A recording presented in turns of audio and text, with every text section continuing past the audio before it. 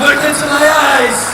When you see me on a show, when you see these fans, you know you've got the best in the damn world. This is the Wrestling Matters podcast where we stand up for professional wrestling. Here we fucking go! Well, enough is enough, and it's time for a change! Professional wrestling! This is it! This is us standing up! Yes! Yes! Yes! Yes! Yes! Yes! That's 13-14! Make it till death! Cena, I am the best in the world. Cause that's the bottom line! Cause Stone Cold Simpson! Beautiful people, that's right, it is me, that H-E-A-D, back with you for another installment of the only wrestling podcast that matters. Get the title, Wrestling Matters, okay. Wrestling Matters Podcast 136 is upon us, ladies and gentlemen. On today's show, we're going to talk, it's going to be mainly WWE and TNA today.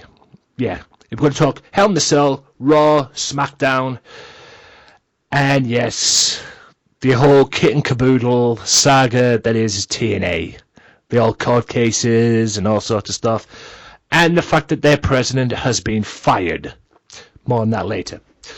Also, I've got a guest with me. Yay! We like guests on this show. Well, new guests anyway, because you probably don't know who he is.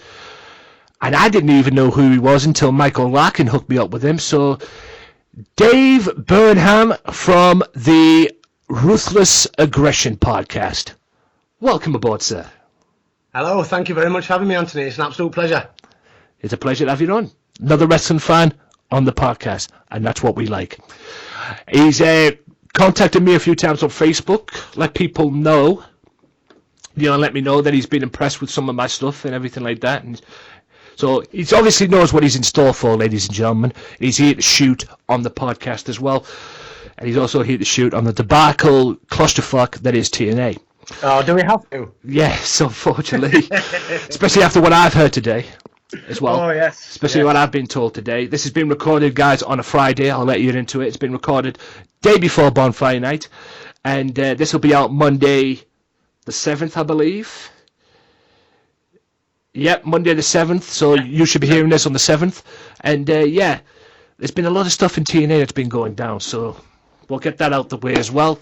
And obviously, we'll talk about the brain headache that is Monday Night Raw. 3 hours of headache. 3 hours of headache and even more headache behind the scenes in terms of creative. Right, Vince?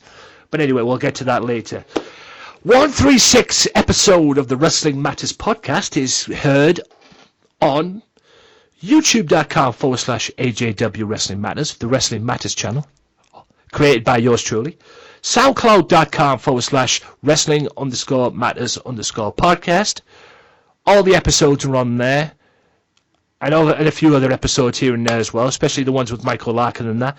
Get yourself over there. Download them for free. They're all downloadable for free. Yes, it was a pain in the ass to make them all downloadable for free, but I did it. So get yourself over there and take them anywhere you want. Listen to them and enjoy them. Just like Dave did earlier on when he told me he looked back on one of the shows and he enjoyed it. So, yeah. Like I say, anywhere you can go. You don't have to stay on your laptop. Wherever you're going, driving, get it on your phone, and listen to it, and enjoy. And also you can listen to it on the Swerve Talk Network as well. That's right, Max Wrestling, Kinny Killers, Sunday Segway. Also check out Sunday Segway TV as well on the Bell Apter channel. Offshoot Radio and Evren McCabe's podcast as well. Yes, Evren McCabe's no longer doing podcasts, but I'm sure his work is still up on there. So be sure to check it all out each and every week. Monday, Friday, Saturday, Sunday. Just check it out, guys, and enjoy. Also, big shout out to Mystery Island and all my other promotions as well. Mystery Island mainly though, if you want more information on the Mystery Island, get yourself over to Liverpool, 56 to 58 Oxton Road, and if you want bigger more information on that, where you can find it, who's coming there, they do get wrestlers over there, facebook.com/back to the island. Which reminds me about one more thing as well, which I need to do since I'm here. From J. Apter, get yourself over to Liverpool, November 20th. I wish I could be there, but unfortunately I'm working at the Middlesbrough Football Club. So get yourself over there, 20th of November, Walkabout, Liverpool.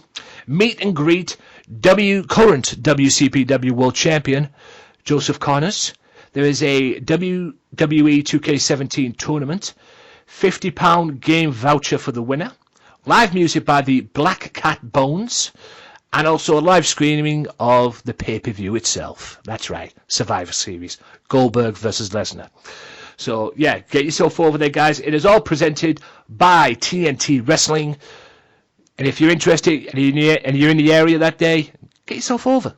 Get yourself over and enjoy yourself. I wish I could be there, but unfortunately, like I say, I have work commitments that day as well. I am working Sunday on the Middlesbrough game with Chelsea. Yeah, which should be a hoot in itself. Come on the borough. Anyway, I've got another one more bit of promotion as well to do. By the way, while I'm here, shout out to all my partners, OSW TV, RFK, Raging Falcon as well. But speaking of the Raging Falcon, I got a Twitter message this week on the WM Podcast Twitter page, which is the Wrestling Matters Podcast Twitter page, ladies and gents. Be sure to follow that at WM Podcast as well on Twitter. Also, if you want to follow me, at Tony_Walker as well, just throwing that in there. But I also got this as well. So before we get on with the show, I've just got to do this little quick bit here. I got one from Jeffrey. You might know who he is, guys. He is the RFPW Network guy, and he's also the, he runs the Raging Falcon as well, Twitter page as well. He tweeted me in the DM this week, how am I and everything. I have some good information about RFPW. Likely we're going live at the end of 2017 with our first event, including good names unconfirmed, Donovan Dijak, Davey Blaze, and others. Maybe that's a topic we can discuss on one of the upcoming podcasts, which we'll do. Like I said, I'm going to get you on, Jeffrey, so if you listen to this, buddy, get ready, I'll get you on. We can discuss that on the podcast as well. And also like to return to talk more about wrestling as well. Last time it was truly fun. So, yeah, he had fun. He wants to come back on. And like I said, I've got you on the side. I've got you on the side. I've got you on this, on standby and everything like that, because I am looking to get you back on. So, Jeffrey, if you listen to this, get yourself ready. I will be calling you ASAP as well. Like I said, at the moment right now, I'm kind of busy with other stuff, but I will get you on, no doubt. So, yeah, there you have it, guys. Go and check out all them. RFPW Network on Twitter and the Raging Falcon as well for more information. Now we've got that out the way, let's get into what we are going to do on this podcast. We're going to do TNA. We're going to talk with Mr. Dave Burnham as well about what he's about and everything, because you guys obviously want to get to know the guy. We're going to talk Hell in a Cell. We're going to talk Raw and Smackdown, and also part 2 of the Lexa Rose interview that I did. Yeah, all that is to come on this podcast. So, Mr. Burnham, tell everybody about yourself. What are people listening to here? Who is Dave Burnham, and what is Ruthless Aggression Podcast?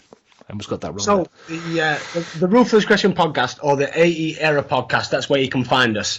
With 3 lads, we started out, it'd be about 6 months ago now, where there was 5 of us, where we just kind of collectively came together and we all wanted to do something. We wanted to kind of give our input, because we've got combined about 20-30 years experience within wrestling, so we thought we wanted to combine and actually give people our opinion to things.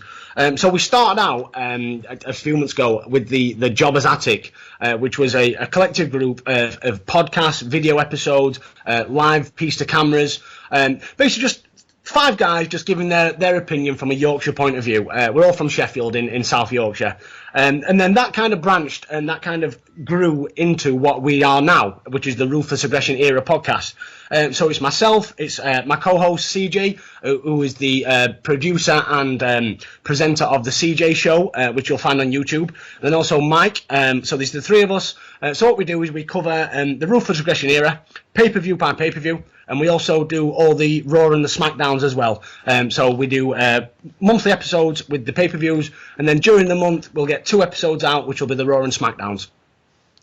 And there you have it, guys. Raw and Smackdown as well. How did this all begin? You've obviously bridged all you could. All began because you're all wrestling fans like me. You know, you all love the wrestling. You all love that, and you obviously want to do something. When did this all start? When did it all kick off? Was it meant to be a podcast? Did you want to do it as a podcast first, or did you? Not at all. You had to begin with. There was three lads, including CJ and Mike, who would do videos on YouTube reviewing Raws, Smackdowns, NXTs, pay-per-views, just general topic, WWE topic. Touched briefly on TNA, but it was very much WWE heavy.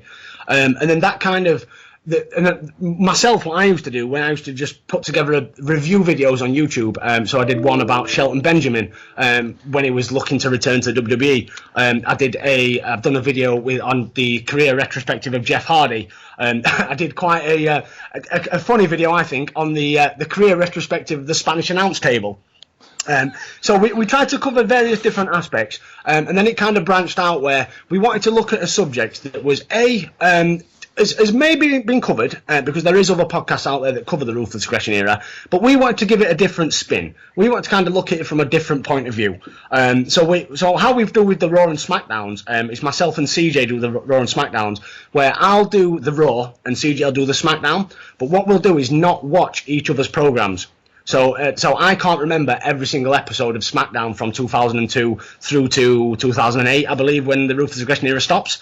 Yeah. And so we think we kind of just do a different twist on it, let's say.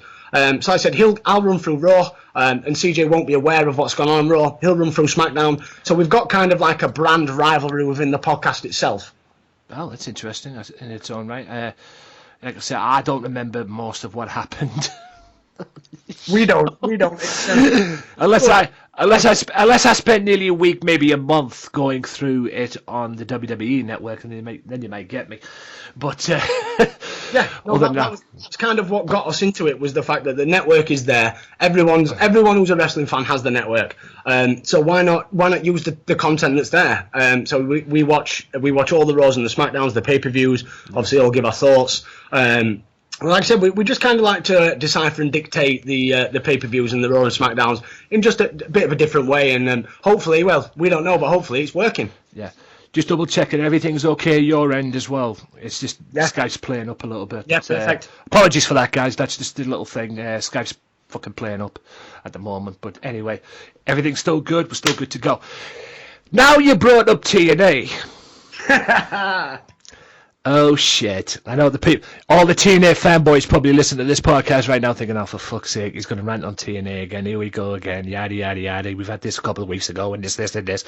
Yes, but we all know the saga that's been going on behind the scenes in TNA, court cases and fucking stuff like that as well. Basically, it's been Dixie Carter versus Billy Corgan, from what I've got. Well, I found out today. And Mr. Burnham has more as well. He's obviously got some notes as well that he told me about this as well. But it seems TNA president Billy Corgan has been removed from TNA. He is no longer with the company. And it seems that he is owed $2.7 million. 2.7 million. Is Billy Corgan has been going a bit Twitter crazy this afternoon. Or at least probably this morning over in America. So he's been tweeting after tweeting, saying that all the reports that he's kind of been reading online are false, and he wanted to give his own opinion. So in about 5 or 6 tweets, he made everybody aware that TNA owed him, as you just said then, Anthony, £2.7 million.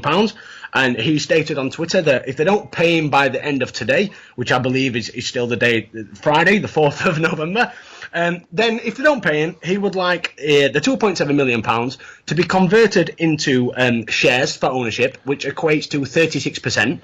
And then he also goes on to tweet that if he does have it converted into shares, then he will sell it to the highest bidder. And preferably, in his mind, that would be WWE. Yeah. Is it me, or am I the only one that he's thinking and it's just based on what I've heard and what I've received and what I've been told and what I've read on the dirt sheets and everything. I just get the feeling that from what I've got, yes, Corgan wanted to buy TNA, he wanted to take over, he wanted to rebrand it, and all of that. But I can't help but think during all this that he wanted. It sounded like the way he was coming across, he was blackmailing TNA. Yeah. I'm getting that vibe. It's the fact where he's like, yeah, I'll give you all the money, I'll give you my name, and let's be fair. Billy Corgan, Smashing Pumpkins, is quite the name. Yeah. So for him to be connected with the company, you can't fault Dixie Carter and Panda Energy for deciding, yeah, we want to get involved with Billy Corgan because he's a name.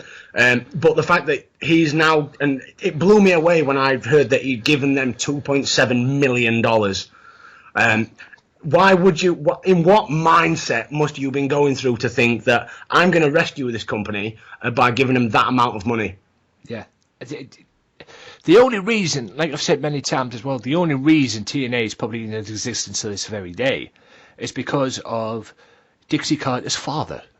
Oh, very much so. Injecting in there. So, I don't know what was going through Billy's mind when he decided, I'm going to help TNA out. I'm going to invest my money into TNA and bail them out of the situation and everything. And now it seems like I say, what I've got, that he's blackmailing them. You know, it's like say, I'm going to invest this, and this. You have to pay me back. If you don't pay me back, I'm going to, own all the company. I'm going to take all the shares and own the company and this, that, and the other. And you wonder why he's being kicked out the way he has. Yeah. It's like any business. If you get an investor, any business, you get an investor, all well and good. But you don't, within the spin of a coin, then turn around and say, well, actually, I've given you all this money, so now you do what I say. TNA will never be a puppet on the strings of Billy Corgan. Yeah. And I think that's what he wants to do. Like you just said, then I think blackmail is the perfect word to use this current situation, what they've got in it. It is. It's turned into blackmail. It's gone from like a business situation, you know, Dixie and whoever's running TNA with Dixie wanting to sell TNA and everything, you know, and that. And now it's just, from where I've got, Billy Corgan has turned this into like a business thing where he wants to get the company to a fucking blackmail situation. And like I say, you wonder why it's in court. Obviously, Billy's turned it into obviously Billy sued them, but if you ask me, it should have been the other way around. TNA should have probably just sued Billy. Because if it was me running TNA, I would have sued Billy for blackmail. Yeah, but the TNA have the money for lawyers. Exactly. No. It's amazing TNA have fucking money to begin with, to be honest with you. At the rate they're going, how they're fucking funded Bound for Glory, I'll never know, but anyway. But like I say, I mean, the whole thing at the end of the day, and that's why today we found out Billy Corgan's been, in Matt Hardy's terms, deleted from TNA. He's no longer with the company. So, obviously, whatever plan he had has backfired. I'm thinking now, if Billy is now gone from the company, where does that leave Decay? Because I believe Decay was a mastermind of Billy Corgan. If it wasn't, I know the theme song was. Yeah. Marilyn Manson. Because that's Marilyn Manson's song, and obviously the only way they're fucking using that is because of Corgan. Has to be, because TNA wouldn't share a shit ton of money to get that in. Not at all. No chance. But could that be where the 2.7 million is that where the money's been put? Maybe. Like I say, I mean, I would imagine if it's not being put there, I would say it's been partly put there into that. At the end of the day, I mean, like I say, I mean, that would have cost them a lot. If Billy wasn't there and they wanted to branch out and get that theme song to use for Decay, that would have cost them a shit ton of money. Yeah. There was an interesting article I was reading a couple of days ago as well. With the new Grand Championship that they've got. Oh, fucking hell. Yeah, well, from what I've read, now this may be right, it may be wrong, obviously it's the dirt sheets, believe what you want. But I heard that Billy Corgan, out of his own pocket, funded the production of the belt. Yeah, as I said, Billy Corgan. It was obviously Billy Corgan's brainchild, the Grand Championship. I never understood that but I don't understand that belt, to be honest with you. The rules, the rounds and everything, and the way it's like bullshit. It's like playing Street Fighter, to be honest with you. Yeah. The two. Oh yeah, round one, fight. And you get towards the end and everything. It's just like, oh my god. It's either Street Fighter or a really bad episode, or watching a really bad match on World of Sport.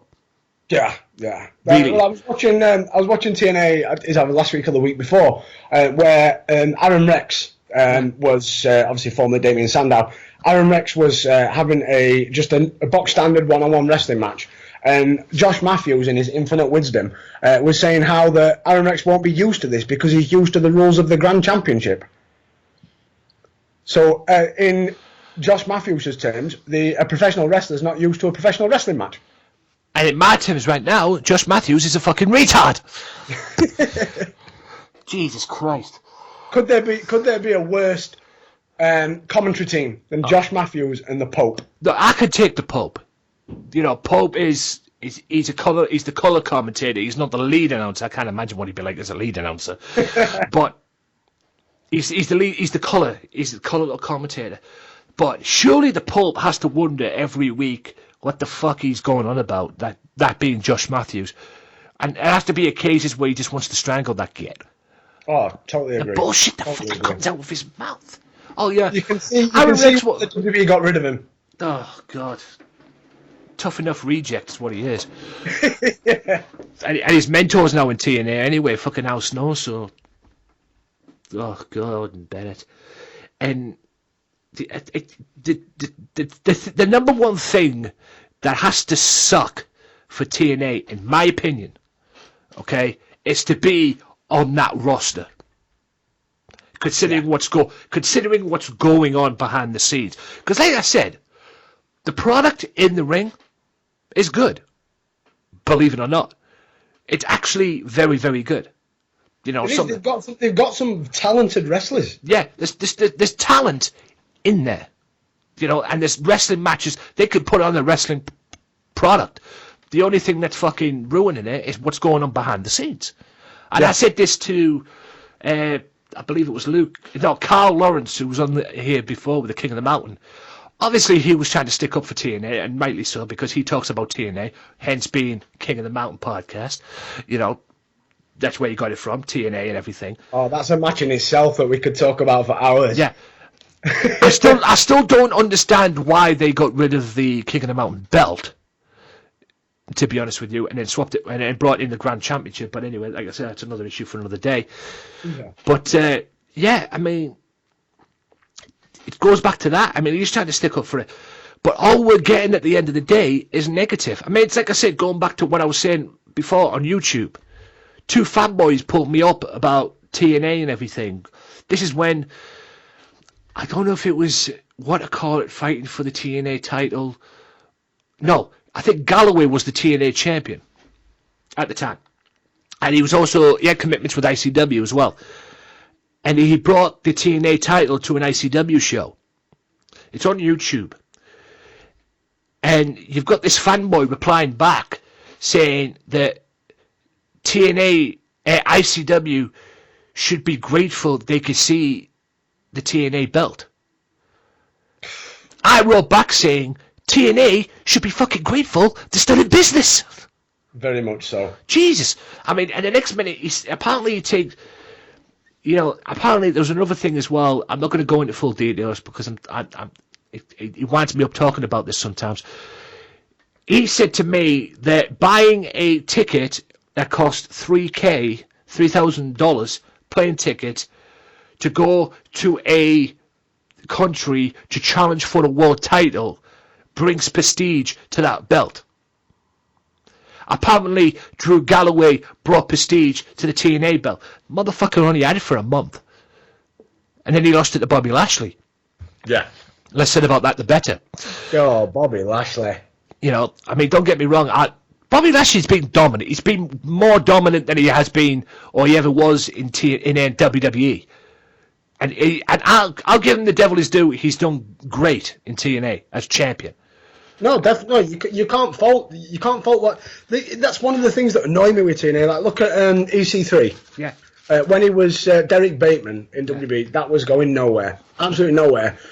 He got given the opportunity to move to TNA. He moved and he embraced it, and he's now one of the main guys. And the same with Bobby Lashley. Bobby Lashley has been, even though he's abysmal on a microphone, his actual in-ring product, you can't fault him. Yeah. But I feel personally, in my opinion, that TNA want Bobby Lashley to be the Black Brock Lesnar, let's say. Yeah. Well, there's talks about, I think Bobby Lashley even called Brock Lesnar for a fight one time as well. I think that was MMA kind of thing as well. But yeah, TNA, you can see the TNA, Bobby Lashley is TNA's answer to Brock Lesnar, because obviously Brock Lesnar's not stupid enough to go to TNA, for crying out loud. Could you imagine? Yeah. Although he probably mopped the floor with everybody in there, but it's... At the end of the day, you want to support TNA. I don't want to see TNA go out of business. And speaking of TNA, this is how bad things have got, guys. I forgot to mention as well, I'm going to bring this up right now. Over here in the UK, apparently TNA's a massive hit over here in the UK. How, I fucking don't know, but they have. Right? The massive hit over here in the UK, they were on a network called Challenge, which is a game...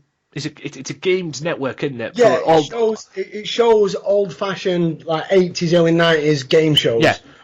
For the English audience out there, stuff like catchphrase, old episodes of catchphrase, and what's the one, the Bullseye. Bullseye, yeah. The legend that is Bullseye. Who Wants to Be a Millionaire?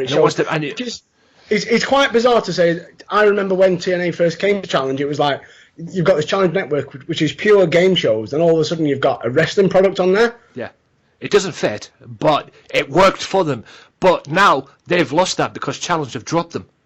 So they don't have a network over here in the UK, and based on what's going on, I don't think there'd be any network to be rushing to pick them up here in the UK, to be quite frankly honest, considering what's going on. I mean, this is how big the Billy Corgan story is. I was reading the Billy Corgan story that he got kicked out of TNA, or removed from TNA, no longer with the company. It was on BBC News' website. Wow. And I've got it. I've actually bookmarked it down. It's actually on BBC News' website. Where is it here? I know I bookmarked it. I bookmarked it earlier on before I was getting ready to come on here. Where are you? Come on, you useless laptop. Don't do this to me now. Right. There he is here. Billy Corgan, Smashing Pumpkin star, leaves TNA Impact Wrestling. As well, I mean, it's... The BBC, which is the probably the biggest national news provider within the UK, to cover... just briefly touch on it, I saw earlier... I don't know if you're aware, the Tim Wiese, the ex-German goalkeeper, made his debut for WB either last night or the night before. BBC covered that earlier and actually had some video footage of the event. Yeah.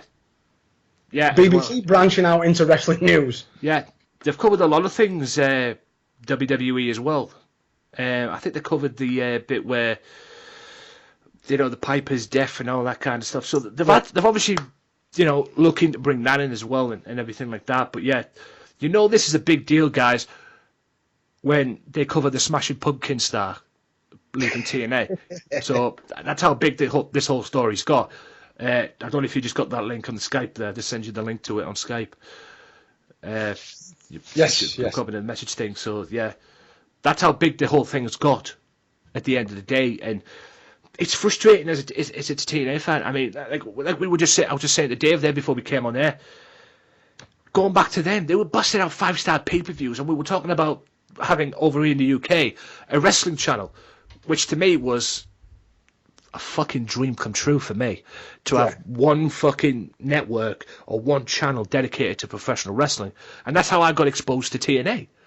Because I didn't even know what the fuck TNA was, and then I saw Johnny Swinger pop up on a promo one time, building into the wrestling channel, and I was like, okay. And then I started seeing Rowdy Piper, Vince Russo, and I'm like, oh my god, what the fuck's going on here? And then the very first pay-per-view I watched for TNA featured Macho Man Randy Savage, for crying out loud. Back in the day, the six-way KOW, or as they're normally known as the NWO 2000.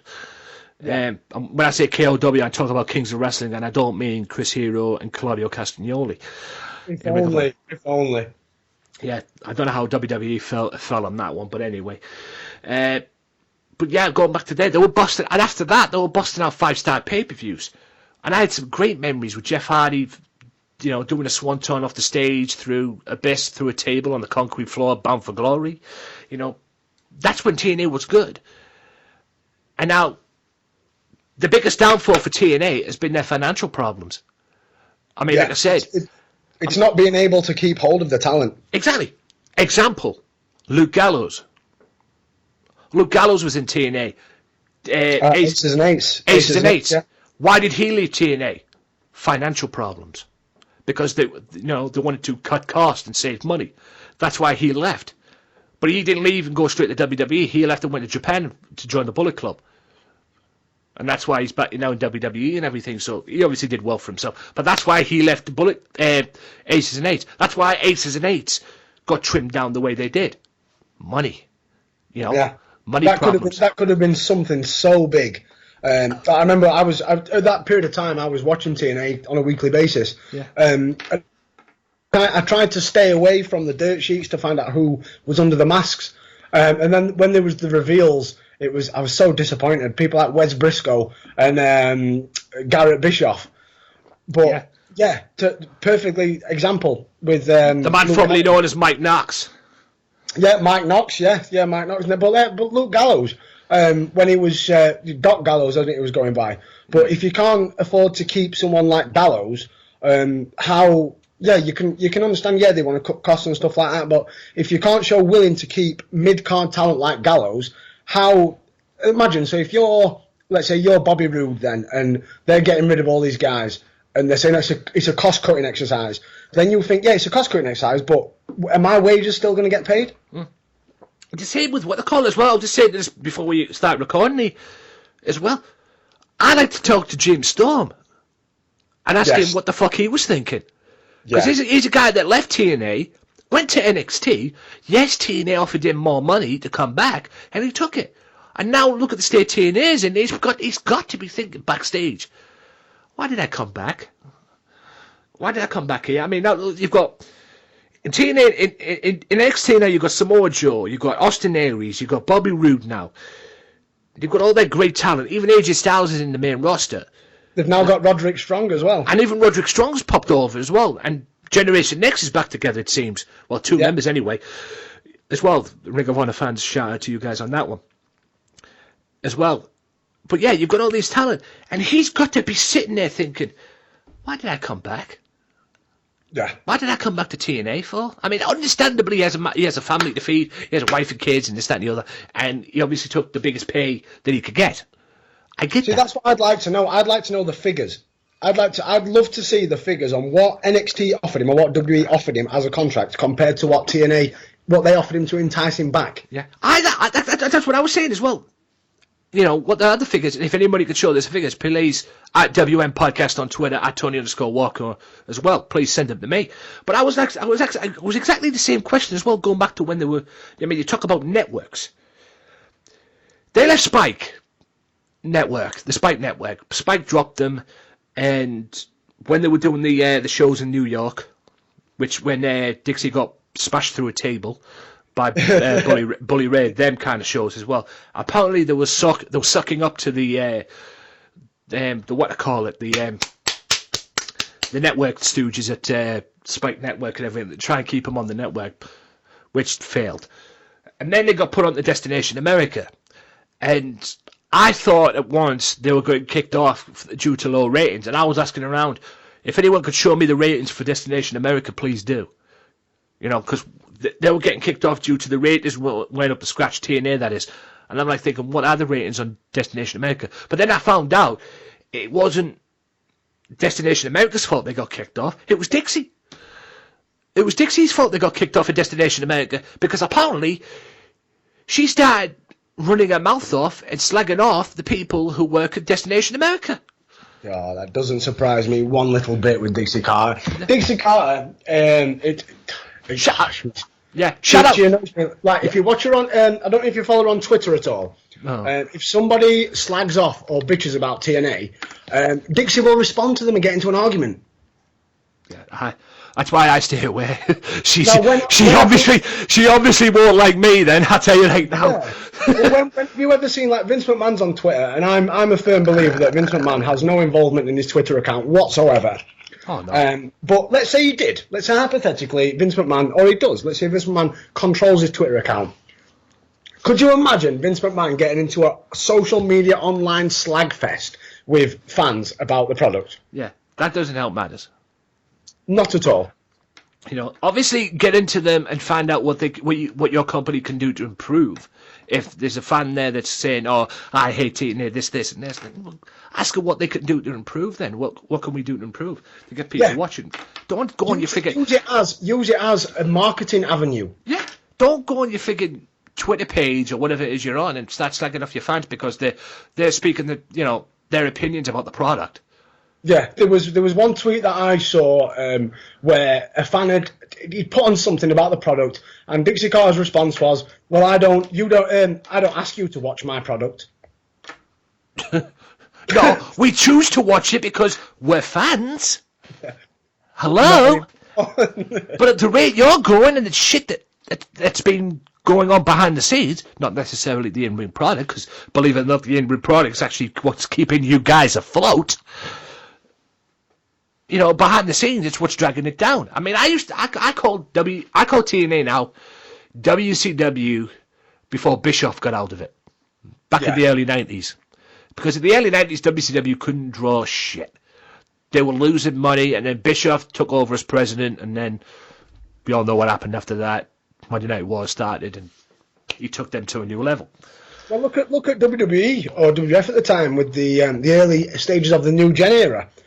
So you were coming off the back of like SummerSlam '92, the Legion of Doom, your Savages, your Hogan even wasn't there, but you've got all these guys that left, and then you were left with a very mediocre product. Like the early episodes of Monday Night Raw, they're not an enjoyable watch. Yeah. And when Kevin Nash, when he was world champion during like '95, he was the lowest buy rate champion they've ever had. So they were in a pickle, and if it wasn't for WCW up in their game, I'd love to know where WWE would be if they would still be around now. There was all this talk about that. I think Raw started getting good, where they eventually made that change in '97, about early '97. I think it was a couple of months before WrestleMania, because then it started changing, attitude started building in. Yeah, it got edgier. Yeah, and Beautiful People was the theme song for Raw. Also has been the theme song for Smackdown, I know. But it was the theme song for Raw at the time, and it started built on from there and everything. And that's where it started changing. But yeah, some of the Raws before that, they were very good. You could understand why WCW was winning at the time. Yeah. Because some of them... There was a few good ones, don't get me wrong, throw the kabubble. There was a few good ones. I mean, I remember when Sid came back, Ahmed Johnson and Shawn Michaels had a mystery partner going into their six-man tag, and then they brought Sid back, which was meant to be the Warrior, but Warrior had his problems and left, and then they brought Sid back. That was a good Raw. There was the Raw where Austin went to Pillman's house. Do you know that's 20 years to the day? Oh, Jesus Christ! I saw it on Facebook earlier. 20 years to the day since that happened. Yeah. Oh my days! It's amazing how you can get off on Facebook. To be honest with you, I thought Facebook would have took that down by now. But anyway, considering all right, nothing really happened and everything like that because it cuts off after what happened and everything. But he's got a gun. Yeah, that was Network's pain in the ass. That, and I think I even got a award for that as well.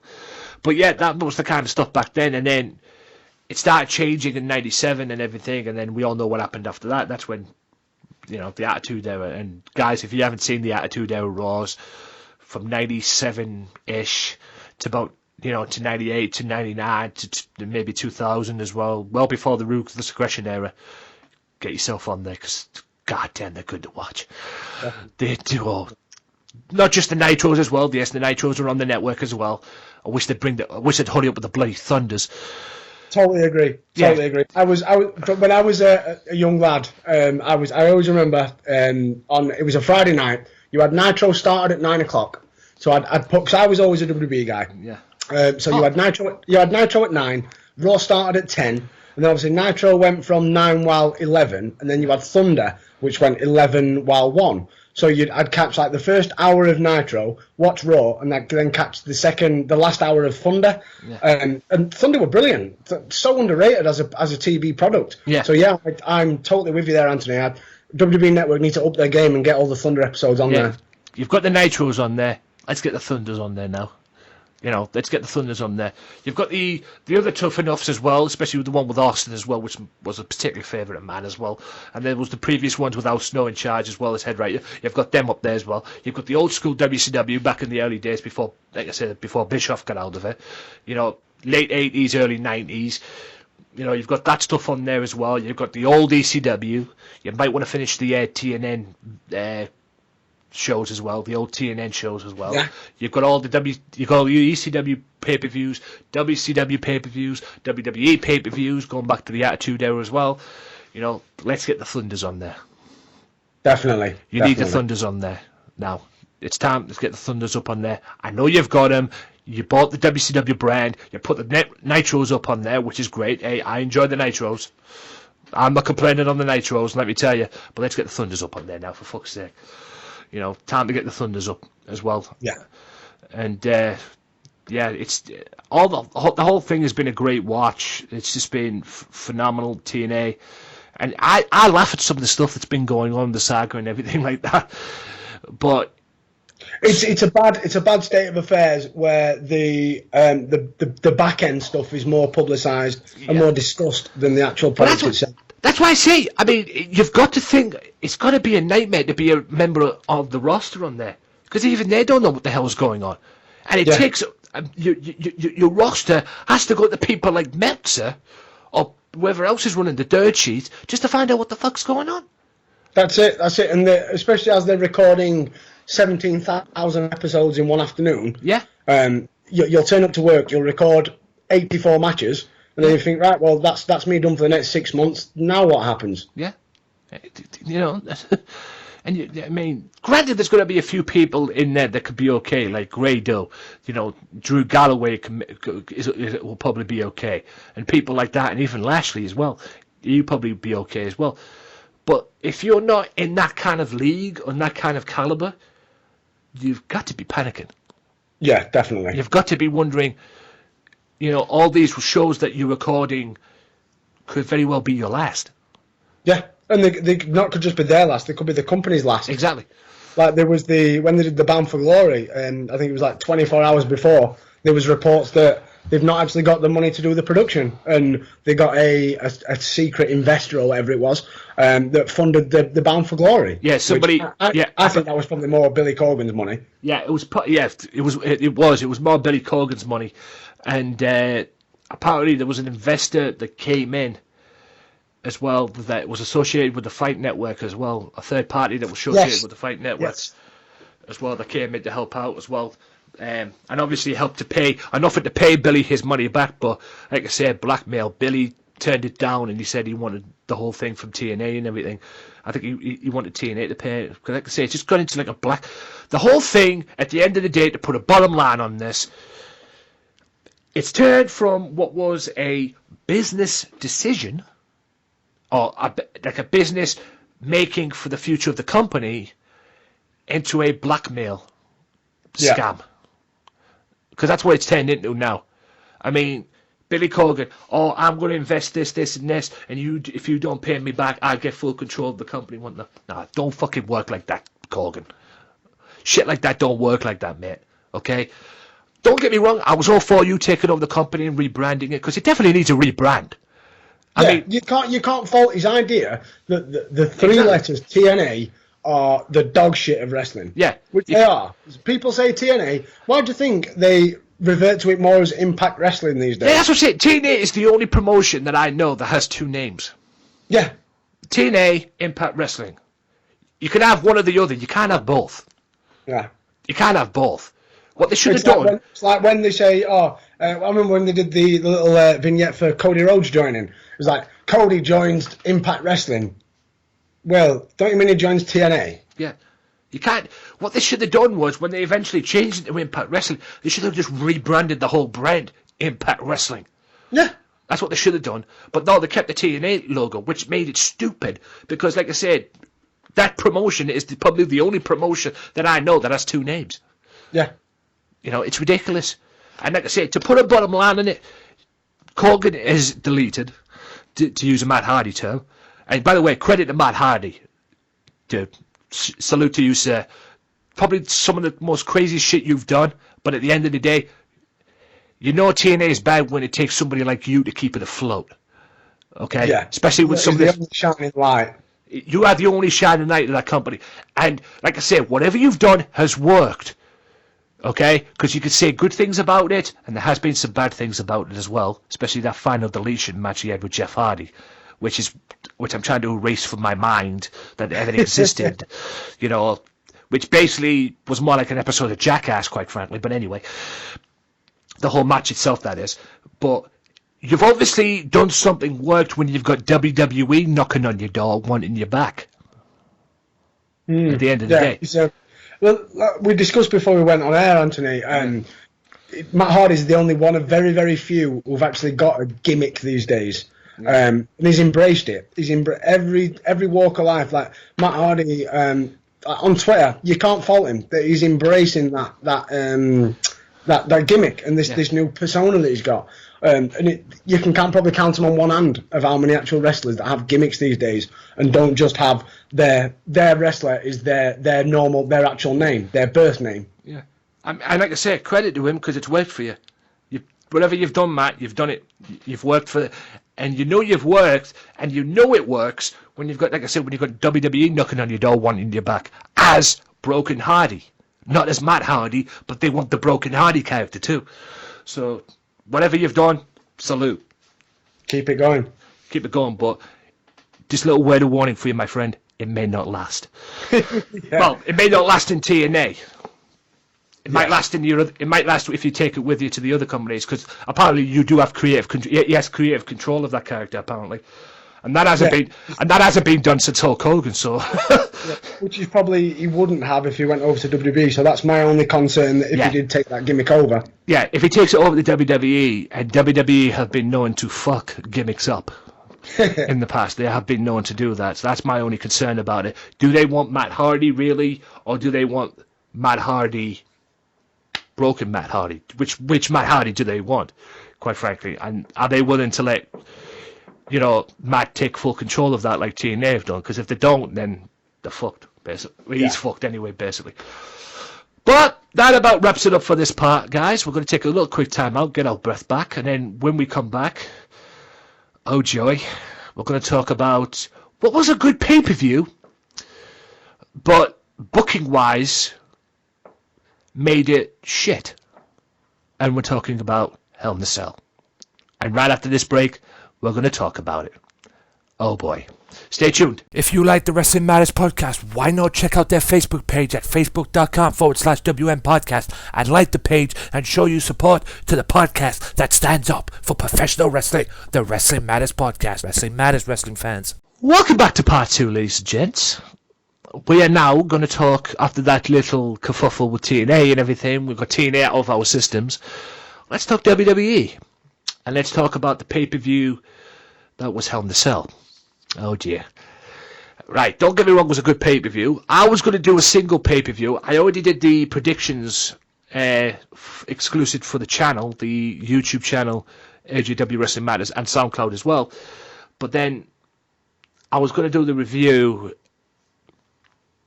and I held back on it, to be honest with you.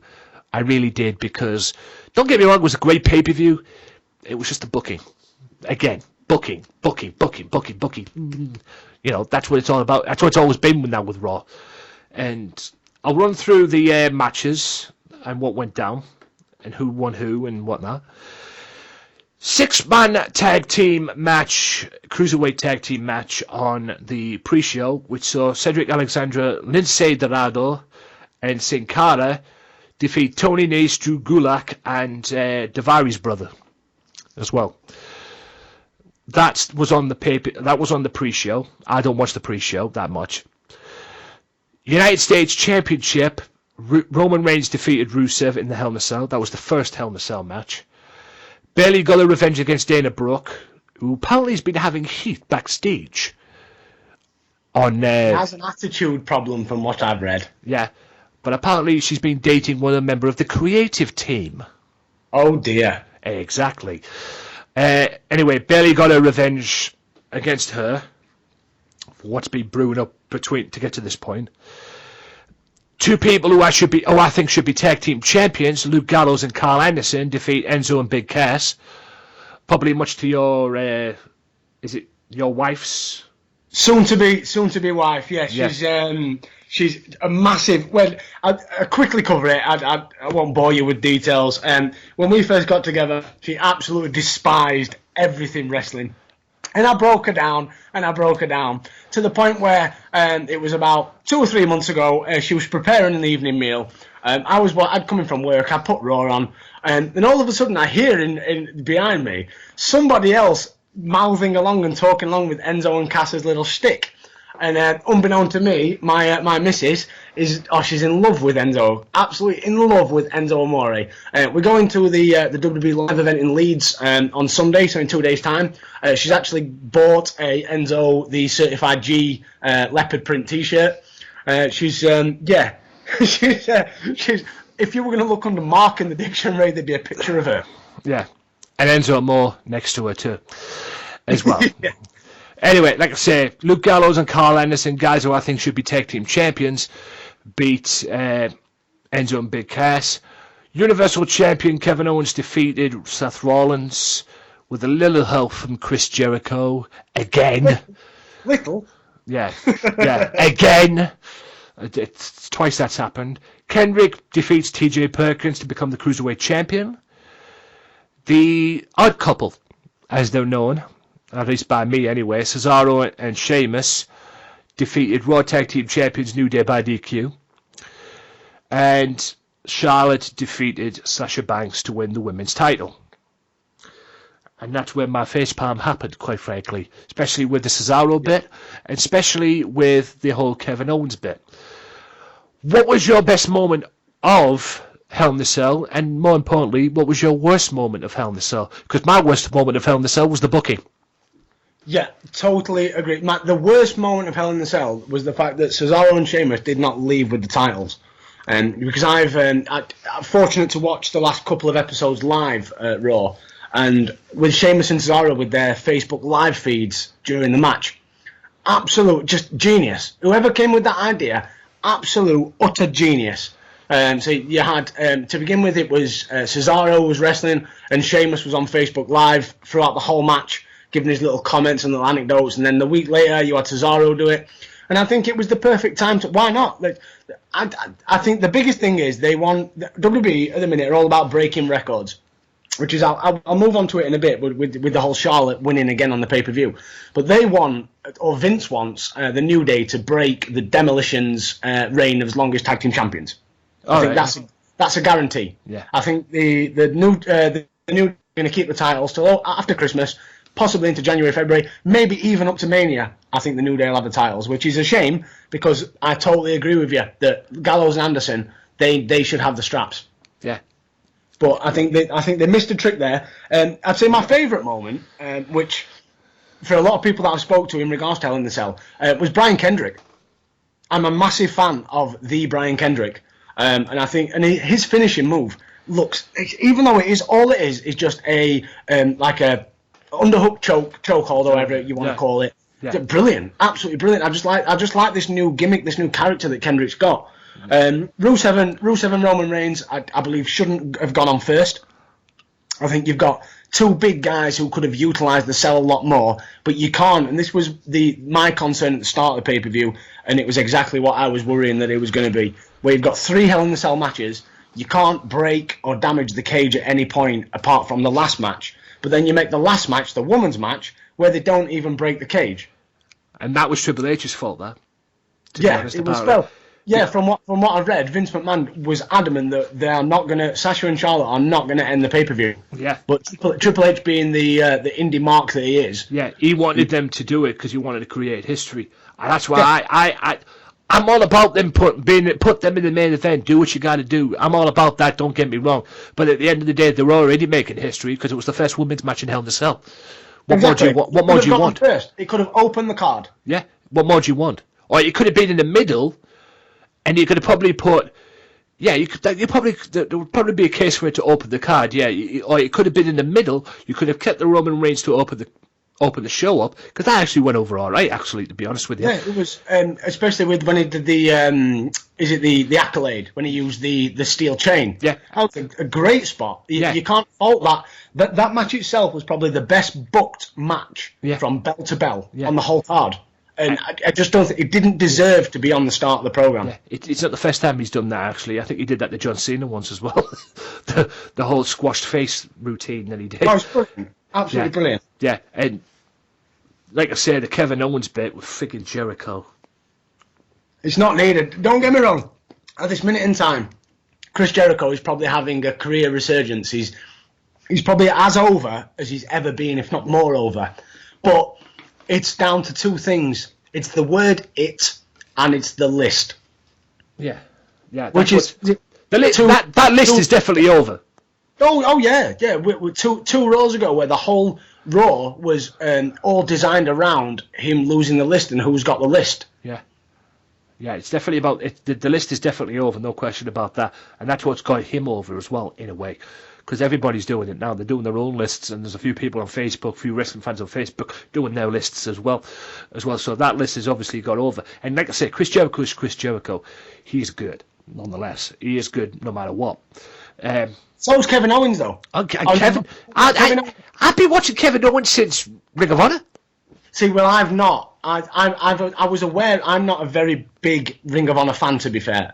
I was aware of Kevin Steen, but I wasn't aware of how good he was with. Like, one of my biggest, what I love. If you're a heel, play to the crowd. Yeah. Like, there was the match that they had. I want to say it was a Raw, but it may have been a pay-per-view where it might not. It wasn't. I think it was a Raw a few weeks ago, where you had Kevin Owens on the ring apron mocking Enzo's little shoe shuffle. SummerSlam. Yeah, SummerSlam. Yeah, brilliant. Yeah. Kevin Owens knows how to work a crowd, and if you're a heel, and that's what Jericho's good at, so combine them. It's brilliant. But at the minute, Kevin Owens is kind of the reason for him to be there is because of Jericho. Yeah. They're not allowing him, with current creative and how it's going at the minute with current storylines, they're not allowing Kevin Owens to be Kevin Owens. He's part of Kevin Owens and Chris Jericho. There was a seed there going into this, that it was going to be a triple threat match, and there was going to be a seed planted for Jericho to turn on Owens. But it doesn't seem it's going that way now, because whether they're still going to do it at the next Raw pay-per-view after Survivor Series, which is Roadblock, I think. Roadblock. And they've, I don't know if you've seen, they've announced today, they've not, but the arena that's holding Roadblock have announced what the main event is going to be. We are getting, for the Universal title, Kevin Owens versus everyone's favourite Samoan, Roman Reigns. Yes, Roman Reigns is Roman Reigns is the next guy he's going to be feuding with after Survivor Series, ladies and gentlemen. Okay? It's going to be after Survivor Series. Roman Reigns is next going to be feuding, and he's going to be having everybody's favourite Samoan is going to be challenging for the Universal title. What it'll be, will it be a title for title match? Because he's still the US champion. So, will it be title for title? Who knows? And does that mean they're going to go down the route of Seth versus Jericho? Might be. That itself would be a great pay-per-view match. Given enough time, give them 20 minutes, that would be even half an hour. I'd happily see Jericho and Seth Rollins half an hour. Yeah, I think it could be a great storytelling match. Yeah, it's. I would probably see that myself. Though, right? They had matches on Raw and everything like that, but it seems it might be going down that route. I mean, we all know the Survivor Series team, guys, to go into this. The Survivor Series team is, well, for Raw anyway, Kevin Owens, Chris Jericho, Roman Reigns, Braun Strowman, and from what I've got today, Sami Zayn. Yes, I was just about to say, I think we must have seen the same picture. Yeah, I saw it through Wrestle Talk Television on their YouTube channel. There's a little picture that they got, and it had Sami Zayn lurking in the background. Yeah. So that, I could only imagine, because Braun Strowman was meant to be Cesaro and Sheamus. Because that was meant to be Cesaro and Sheamus, but I think they brought Strowman in to take Cesaro and Sheamus out. And since apparently Sami Zayn is apparently feuding with Braun Strowman, it seems that Sami Zayn is being put in there to keep this little feud going. Yeah. With Strowman. It's infighting, isn't it? It's all down for the bit of infighting that they want. Yeah. And like I said, going to the women's match, apparently Sasha Banks was meant to win this match. Yes. But Charlotte got the nod instead because, like you correctly say, apparently WWE is so high on streaks and records now and again. From what I've been reading, they want to keep this Charlotte undefeated pay-per-view streak all the way up to Mania and then have the payoff. Oh. Against who? No, could it be Bayley? Could it be Nia Jax? Apparently they want to bring the Bayley match forward. Apparently, like I say, going back to what happened on Raw, which we'll get to in the next part. Apparently, we'll mention it now. Apparently, Bayley came out and confronted Charlotte. That is what's going to happen. What it will take place. Obviously, it's not going to take place at Survivor Series because Bayley's going to be on the team. Nia Jax is going to be on the women's team and everything, and it's going to be Bayley. Well, Bayley's doing it, I don't know, but apparently there's a feud going. So I would imagine possibly Roadblock would be the next Raw pay-per-view. So yeah. I would imagine it'll be for Roadblock. It'll be Charlotte versus Bayley at Roadblock.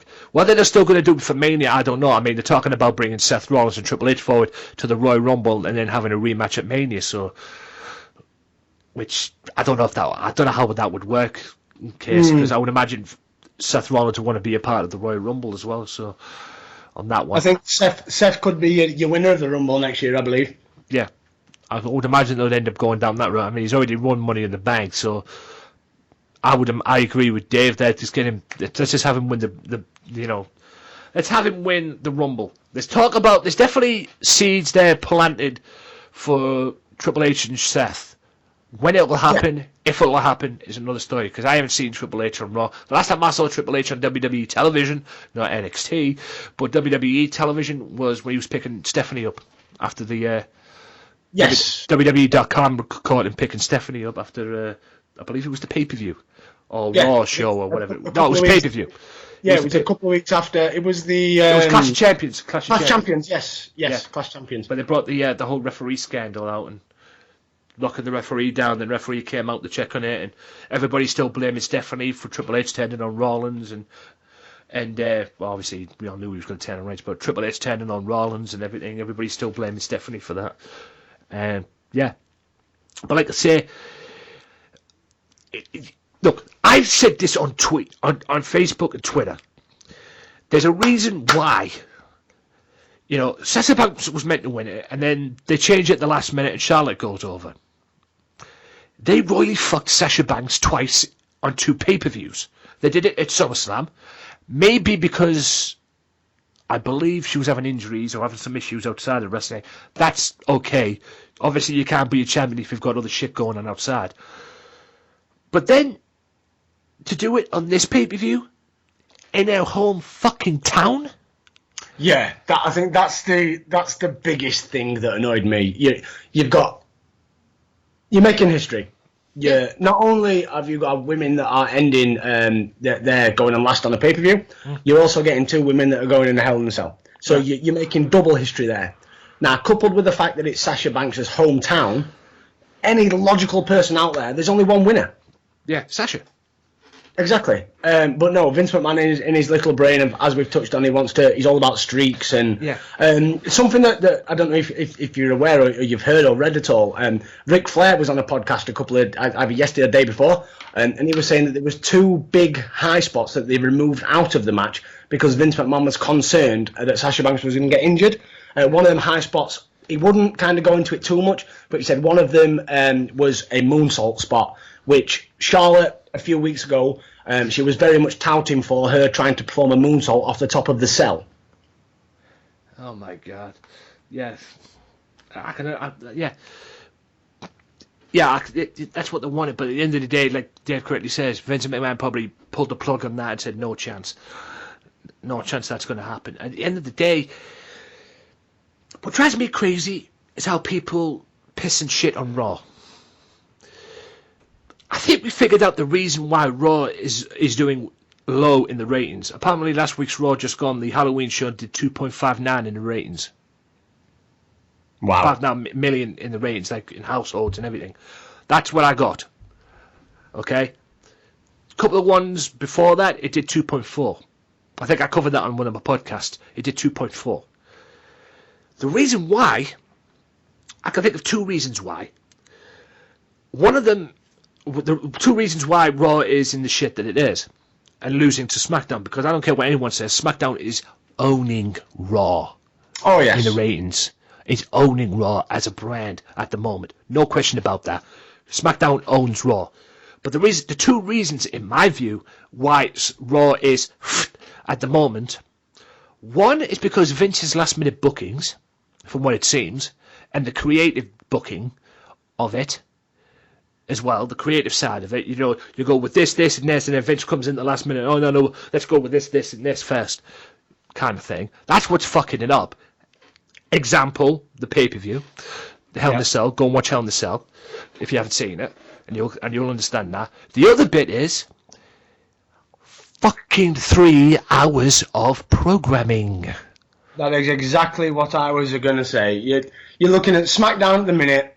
SmackDown's very much focused around James Ellsworth and all the stuff that's got going on. But SmackDown doesn't. There's very little moments of SmackDown that make me want to fast forward.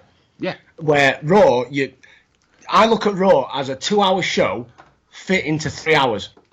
Oh, it is. They don't have a 3-hour show. It's a 2-hour show, just with more ad breaks and more backstage segments. But it's still, if you look on match by match on how many matches there actually is on Raw compared to how many matches there is on SmackDown, it's near enough exactly the same. I'd love to know how much money they're making from fucking ads and commercials and shit like that. I would seriously love to know, and we'll probably talk about that more in the next part. But like I say, I mean, that's why Raw is down the shitter at the moment, man. I mean, it's crap. I mean, like I say, 2 hours of SmackDown. It should be 2 hours of Raw as well, but no, they decided, we'll keep 3 hours. We'll just keep 3 hours. I mean, you've got Vince complaining about the cruiserweights not doing very good, because apparently there was going to be a cruiserweight division for SmackDown as well, but that's been put on hold. What Vince needs to do is wake up and smell the coffee and realise Raw needs to be 2 hours. 2 hours you might get something. All right, it won't be perfect, but at least it'll be watchable. No, definitely. I've just had it while you were talking. I've just had a quick look. SmackDown, as on this week, SmackDown had 7 matches on 2 hours. Yeah. Raw had 6 matches over 3 hours. And you wonder why Raw's in the shit. And you wonder why Raw is getting destroyed by SmackDown. Yeah. So you've got 1 less match, but 1 more hour. Yeah. 1 less match, 1 more hour. 6 matches in 3 hours. No, that don't work like that. I mean, at the end of the day, Raw is a pay-per-view that's being run on national television. That's where it's being run. Yeah. That's what it is, because it's a 3 hours. You can't fit 3 hours. Well, that's why they're moving with your bigger pay-per-views to 4 hours. Yeah. Just to try and make them stand out a little bit, and so they don't compare to a box standard Raw. Oh, good God! The whole thing is just ridiculous at the end of the day, and it drives me crazy how people, Raw's doing this, that, and the other. Like I say, 2 reasons why Raw is doing shit: 3 hour show, and Vince's last minute bookings, or whatever's going on in creative. That's what it's about at the end of the day. Yeah. In-ring product is good, but I swear it's got to be frustrating behind the scenes if you're a talent, man. I mean, I can't think of how many people. Probably want to jump over to SmackDown, man. just for in-ring time. Yeah. Like, if you look at when they did the draft, look at the Raw roster. Look at how many guys that got drafted to Raw that don't even get... Well, Titus O'Neil, Darren Young, there's just two off the top of my head that since the draft have probably had combined about 20 minutes airtime. Yeah. It's just... I mean, 6 matches as well in 3 hours. There's more talking going on in 3 hours than there is... in what I call it. I mean, don't get me wrong, Goldberg segment, okay, I allow that. But, you know, get the segments that matter if you're going to take it into 3 hours. So you had the Goldberg segment, and then you had a segment with Owens, Jericho, and Mick Foley, where Mick Foley set the Jericho Seth Rollins match. You just...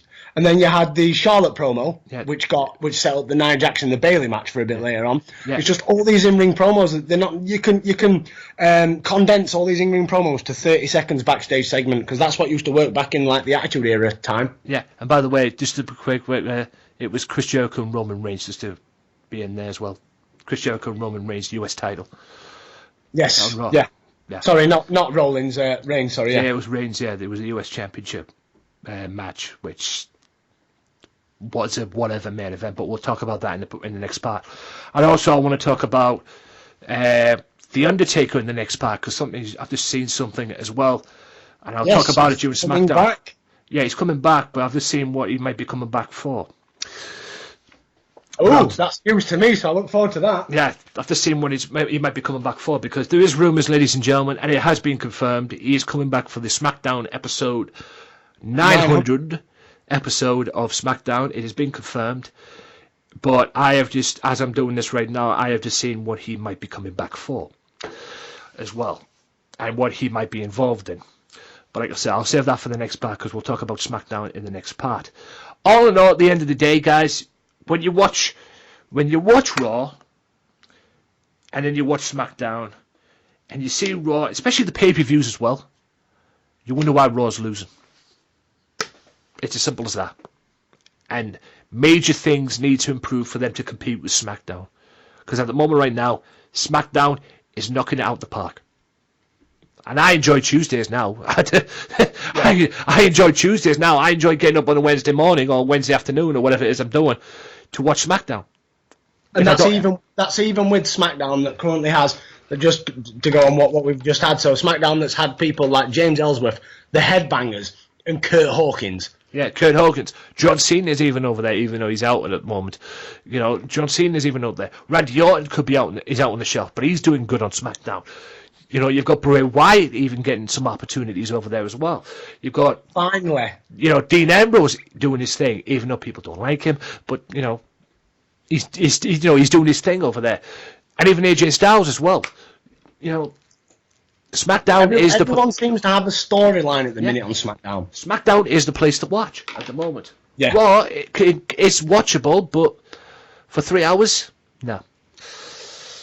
Especially at the state it's going, and somebody needs to take full control of Raw. And I'm not talking the general manager or the commissioner.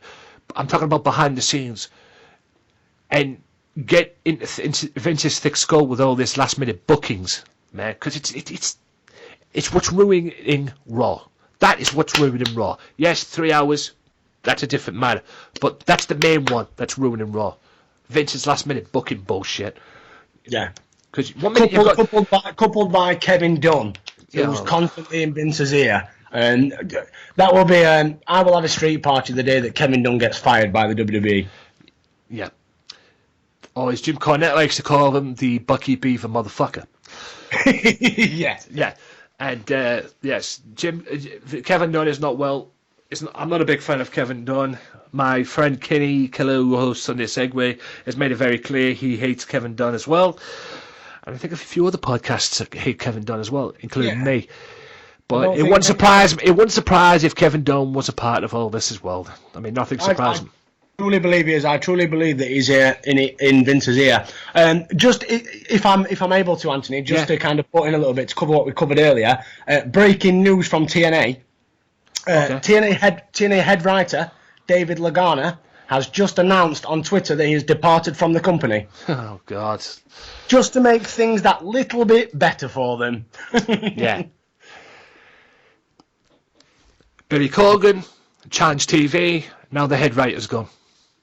Wow. Need we say more? Gordon Bennett. TNA can't get a fucking break. And at the end of the day, I don't want to see TNA go out of business, like I say, going back to that, but it'd be best off if Vince just came over and said, yeah, I'll buy you out and just put an end to it right now, because that's what it needs to be. And I feel sorry for all the talent. Especially with the library as well, like what we touched on earlier with when they used to do the 5-star matches, 5-star pay-per-views. Put that on the network. Needs to be on the network. Yeah, put that on the network. Even give TNA an opportunity before we go for a break for part 3. Giving TNA an opportunity on the network. Like I said, I was talking about this before. There was talk about bringing indie shows to the network, not just having WWE content on there, having people like Progress Wrestling, Evolve, Ring of Honor, stuff like that. Bring them to the network, give them an opportunity to come on there as well. And I was all down for that. I was talking about it last episode. And even give TNA an opportunity to come over there as well. But the thing is, I don't think WWE wants to touch TNA, considering the state it's in. If TNA got their shit together, then all right, I'd give them a shot. At the end of the day, I mean, if WWE could do that, and Vince is known to do that in the past, it could benefit Vince as well. Not just benefit their company, but could also benefit Vince as well, because he could take a look at some of the talent and think, bring him over to us. If the contract runs out with TNA, I mean, he's already helped ICW, that and Triple H as well, because Mick Foley was scheduled to be on the Fear and Loathing show, but he's had to pull out, or they had to pull him out of it because he's scheduled to be on Survivor Series. Who did they get as replacement? Finn Balor. And Finn Balor's on the shelf with a arm injury or whatever it was that he picked up at SummerSlam when he faced Rollins. So, he's not doing anything. And he said he was going to come back to ICW. There you go. Get him over there. At least he's doing something. That kind of stuff as well. But like I say, TNA won't get that because TNA can't get their fucking shit together. No. As it's well known. I mean, like I say, the parent company, going back to that, the parent company came in and said, they're going to pay Billy Corgan off and help TNA and pay Billy Corgan off his loan and everything like that. Billy Corgan won't turn that down, but TNA need to worry about their own shit before they pay Billy Corgan off first. Yeah, you've got TNA. Every report is that they're financially screwed. Yeah. Where are they going to find $2.7 million from? Exactly. Even if they convert it into stock, where are they going to free up this shares within the company? I know they're not. It's as simple as that. Unless they sell the product to somebody who's willing to buy it, some crazy bitch who's willing to buy it, and have them possibly rebrand it, or have them put their money into it and everything like that. Because that's what they need. They need new owners. They need something. And at the moment, right now, they ain't getting it. It's just going downhill from there. Right. Well, in this part here, part 3 is done and dusted. What did you think of Hell in a Cell overall? Overall, not a bad show. I watched it live. It's very rarely, because obviously work commitments, that I get to watch a pay-per-view live. But I managed to watch this one live. There were some good moments. There were some bad moments. I firmly believe that the card just could have been flipped on its head and have Seth and Owens close the show. I think they could have done a lot more within the cage if they would have closed the show and not be in the middle of the card. But yeah, overall, if we had to give it a Dave Meltzer out of 5, I'd probably give it a 3. I'd give it a 3 as well. But the only thing that put it downhill for me was the booking. You say, there's a lot of things they could have done. The booking thing, yes, have them in the Hell in a Cell main event, maybe Charlotte and Sasha and everything like that. But at the end of the day, the whole booking of it was just is what down for me. And like I say, Smackdown on pay-per-views as well, smoking raw, because I've actually done some good pay-per-views as well. Definitely the Backlash pay-per-view, it's cracking pay-per-view. Yeah, Backlash pay-per-view, No Mercy was good as well. My only downside to the Backlash one was Bray Wyatt and Randy Orton turning into Bray Wyatt and Kane. But like I say, SmackDown's that good. Even Bray Wyatt can win pay-per-view matches now. Yeah, it's about time. Isn't it? That's how good SmackDown is. Bray Wyatt can win a pay-per-view match. Hell yeah. That's why SmackDown's winning for me. They even allow Bray Wyatt to win pay-per-views. Hey. Right. That is the end of part 2. I'll be back in part 3 with Raw and SmackDown. We'll be back in part 3, rather, with Raw and SmackDown. And Goldberg returning.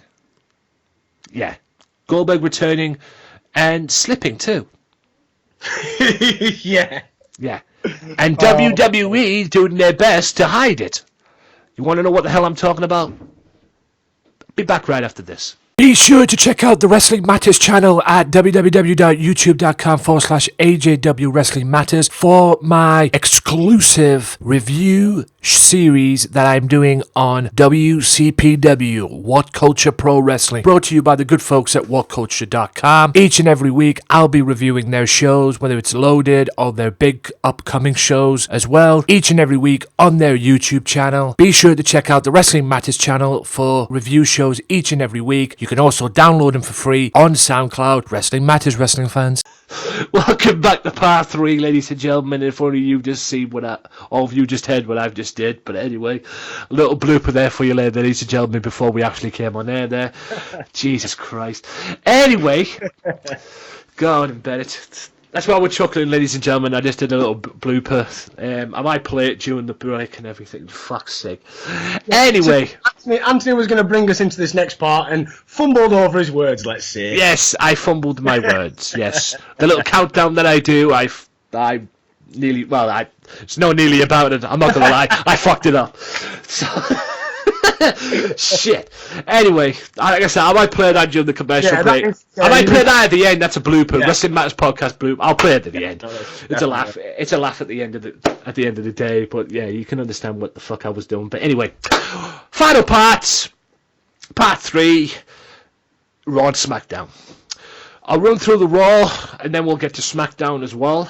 But we'll start with Raw first. It started with Goldberg returning, coming out to the Invasion song from WCW. And just as he says Brock Lesnar, 3 weeks, Paul Heyman shows up and gets in the face. Then Heyman shits himself, and then Rusev comes out. And then Rusev confronts him, smacks him in the mouth. Goldberg, clusterfuck happens, quite frankly. I'm sorry, yes. But... he gets up, knees in, falls down. Or he blocks the right hand first, or whatever he was going for, Rusev was going for. He blocks it, falls over, gets up, knees him a couple of times, and then gets him in the jackhammer, looks over at Heyman, jackhammers Rusev. And I've got to admit, from what I saw on the jackhammer, although it was effective, don't get me wrong, it did look awkward. From the vantage point I saw on the TV, it did look awkward. But it worked anyway. And then Lesnar got up, Goldberg got up, did his thing, looked at the camera, took a glance back, saw Heyman over Rusev, bounces off the ropes and spears Heyman. Next minute, Heyman's in the hospital. So we'll get to that in a second. Enzo Amore defeats Luke Gallows in a trick-or-treat street fight. Trick-or-street fight. Yes. Oh God. Every year. Every Halloween, every year. Fuck Halloween. Anyway. We'll have a match that involves fucking pumpkins. Yeah. And one little bit just to touch on, I don't know if you caught at the end. Do you know where Enzo did his finisher that didn't work? Yeah. They tried putting the pumpkin onto Gallows' head, and you saw Gallows holding the pumpkin on his head. And a little bit before that, where they had outside, where they had the apple bobbing, the big bowl full of the apples in the water. Obviously, the spot was supposed to be Enzo forced Gallows into the water. Gallows was going to grab an apple in his mouth and then come back up, and the apple's there. Yeah. That's the spot that they did. But if you watch very, very closely, you'll see that Gallows had to get his hands into the water, get an apple, put it into his mouth, for then Enzo to bring him back out. And then when Enzo clocked him and the apple flew off. Yeah, I saw that. Yeah, that whole match was a clusterfuck. We'll talk about that in a second. We'll talk about it more probably in a second. The whole match was a complete clusterfuck anyway. TJ Perkins defeats Cruiserweight Champion Brian Kendrick via count out. That feud's not over by a long shot, from what I got out of that anyway.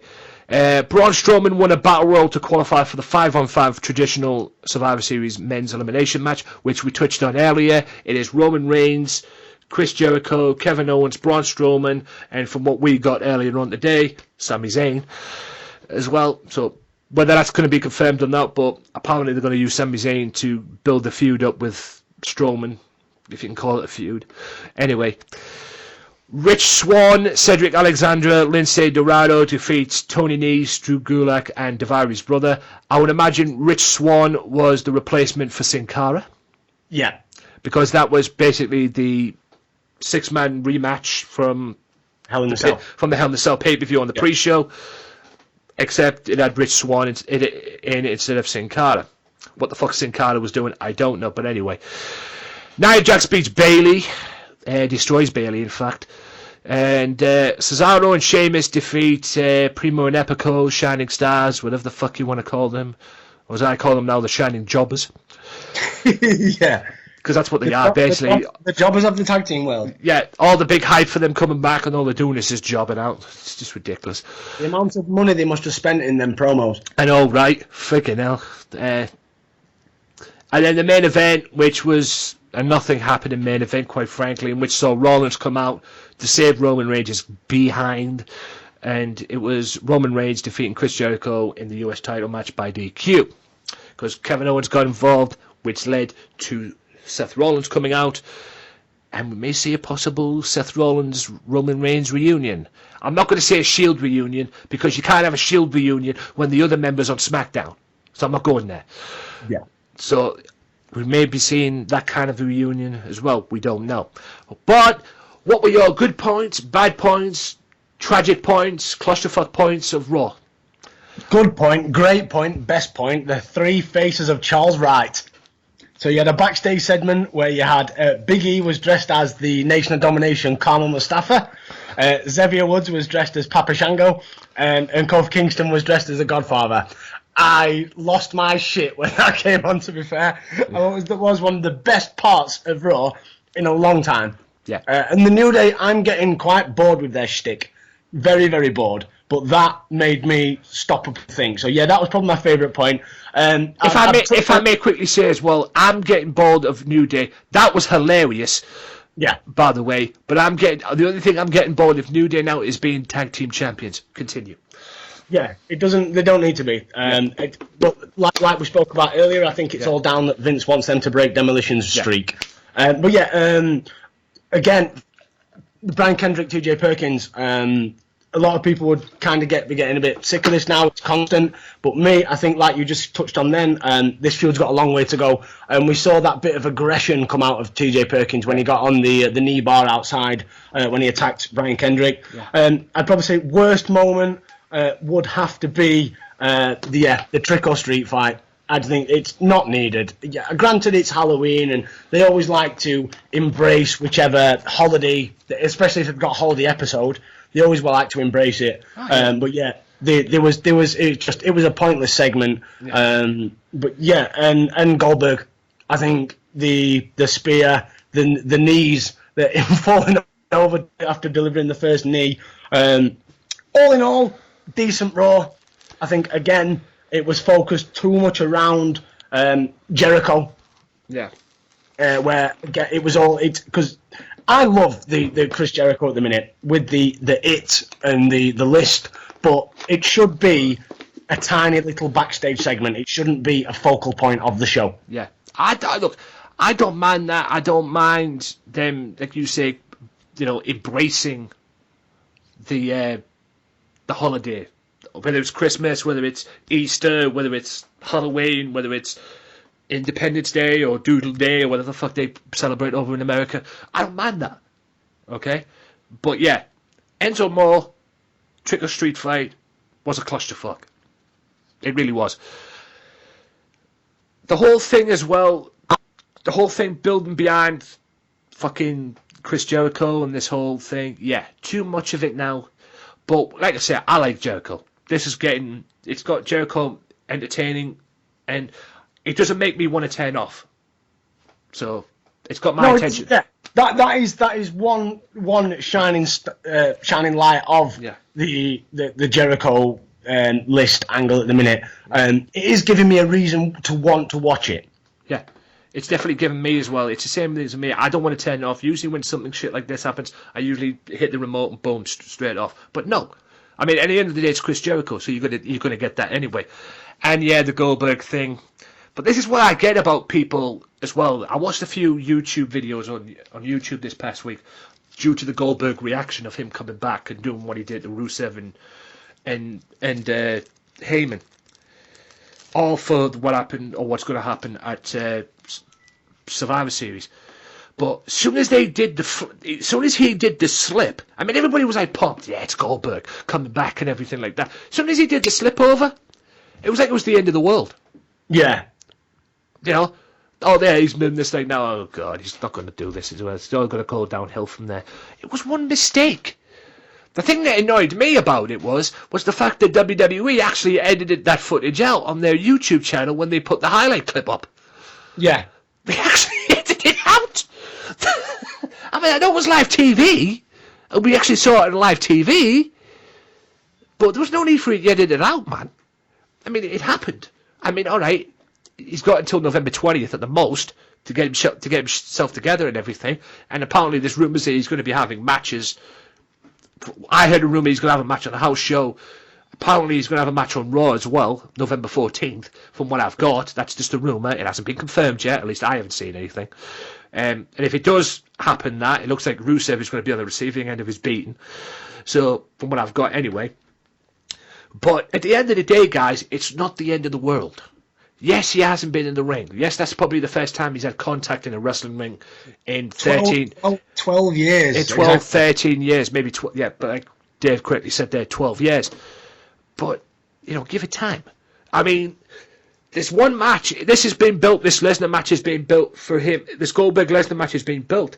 But WWE, Vince McMahon in particular, are keeping an eye on it because they want him to wrestle at WrestleMania as well. Apparently, there's a story going down that he wants that Vince or WWE, mainly probably Vince, want a match at the WrestleMania, Undertaker Goldberg. I don't know where that leaves Sting, because Sting's made it clear on Legends with JBL that he wants a crack at the Undertaker. He wants to give back to the fans. That's what I believe it is. Just giving back to the fans that he wants that match with the Undertaker. They say, here, there you go, you had your match, I'm done. I'm done. All done. Kind of thing. Because he's obviously held off for the surgery they're supposed to have. But WWE wants Goldberg and Undertaker. What do you think about that quickly? Do you want to see that match? Which one would you rather see out of the two? Oh, Undertaker Sting. Every day of the week. Yeah. Even if Sting is as kind of broken as reports say he is, don't get me wrong. Goldberg, I was a massive fan of Goldberg back in the day. Still got a lot of time for Goldberg. I'm very looking forward to Goldberg-Lesnar 2. At Survivor Series, and I think Goldberg can be utilised in Mania, like Goldberg Triple H. Yeah, two of the biggest I know they did it last year with Sting, Triple H, two of the icons of the Attitude Era. But Goldberg, in my opinion, is more of an icon in WCW's prime than Sting will ever be. Sting was more of an icon before Eric Bischoff. Yeah, and before Goldberg.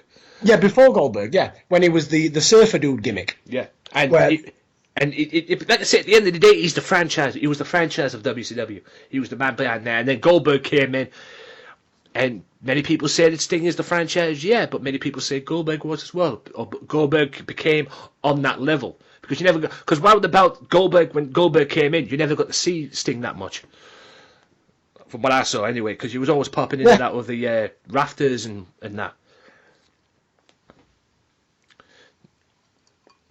But at the end of the day, I would probably want to see Sting and Undertaker. I would like to see Taker and Goldberg, only if Goldberg's good enough. That's the thing. Undertaker can have a match with a broomstick and make it look good. Yeah. But Goldberg, it's a very contrasting styles of actual in-ring ability. Like a lot of Goldberg's matches back in the day was Goldberg being in control. Yeah. For majority of the match, Goldberg doesn't have many of the what I used to call the Hulk Hogan spots, where he'd lead the match for 5 minutes and then get beaten up for half an hour and then come back, have his little Hulk up moment and come back. That's not Goldberg's style. Goldberg was always the dominant one, I honestly don't believe that Goldberg and Taker would work. Yeah, I'd like to see it, but like you say, it's a case of will it work? Can it work? I don't know. I would just book the Sting versus Undertaker match and just get it over with. Yeah, I think that's when there was all the rumours that Sting had finally agreed to sign with WWE. Yeah. That was what everyone was on about. Yeah. He's going to come in for Taker. He's going to come in for Taker. And then when he came the surprise appearance at Survivor Series, and then got into the program with Triple H, I was all down for that. And then obviously he had the match with Rollins, all down for that. Yeah. Unfortunately, obviously he got the injury, which prevented any future program with Taker. But if Sting if he's fit and if he's physically fit and he feels like he can go for one more go, well, you'd be foolish not to have the ultimate match of Taker versus Sting. Yeah. I mean, at the end of the day, the Undertaker, the Sting Triple H match, it was all right. And the build-up was all right. It was just the match itself. It turned into the Monday Night Wars. Yeah, it was there was so. I remember watching that live and having the biggest argument with the TV in the world that you've got the NWO coming to save Sting. Thank you. Thank you. I was saying that myself. 99% of WCW programming was Sting attacking the fucking NWO. It was the NWO's worst nightmare.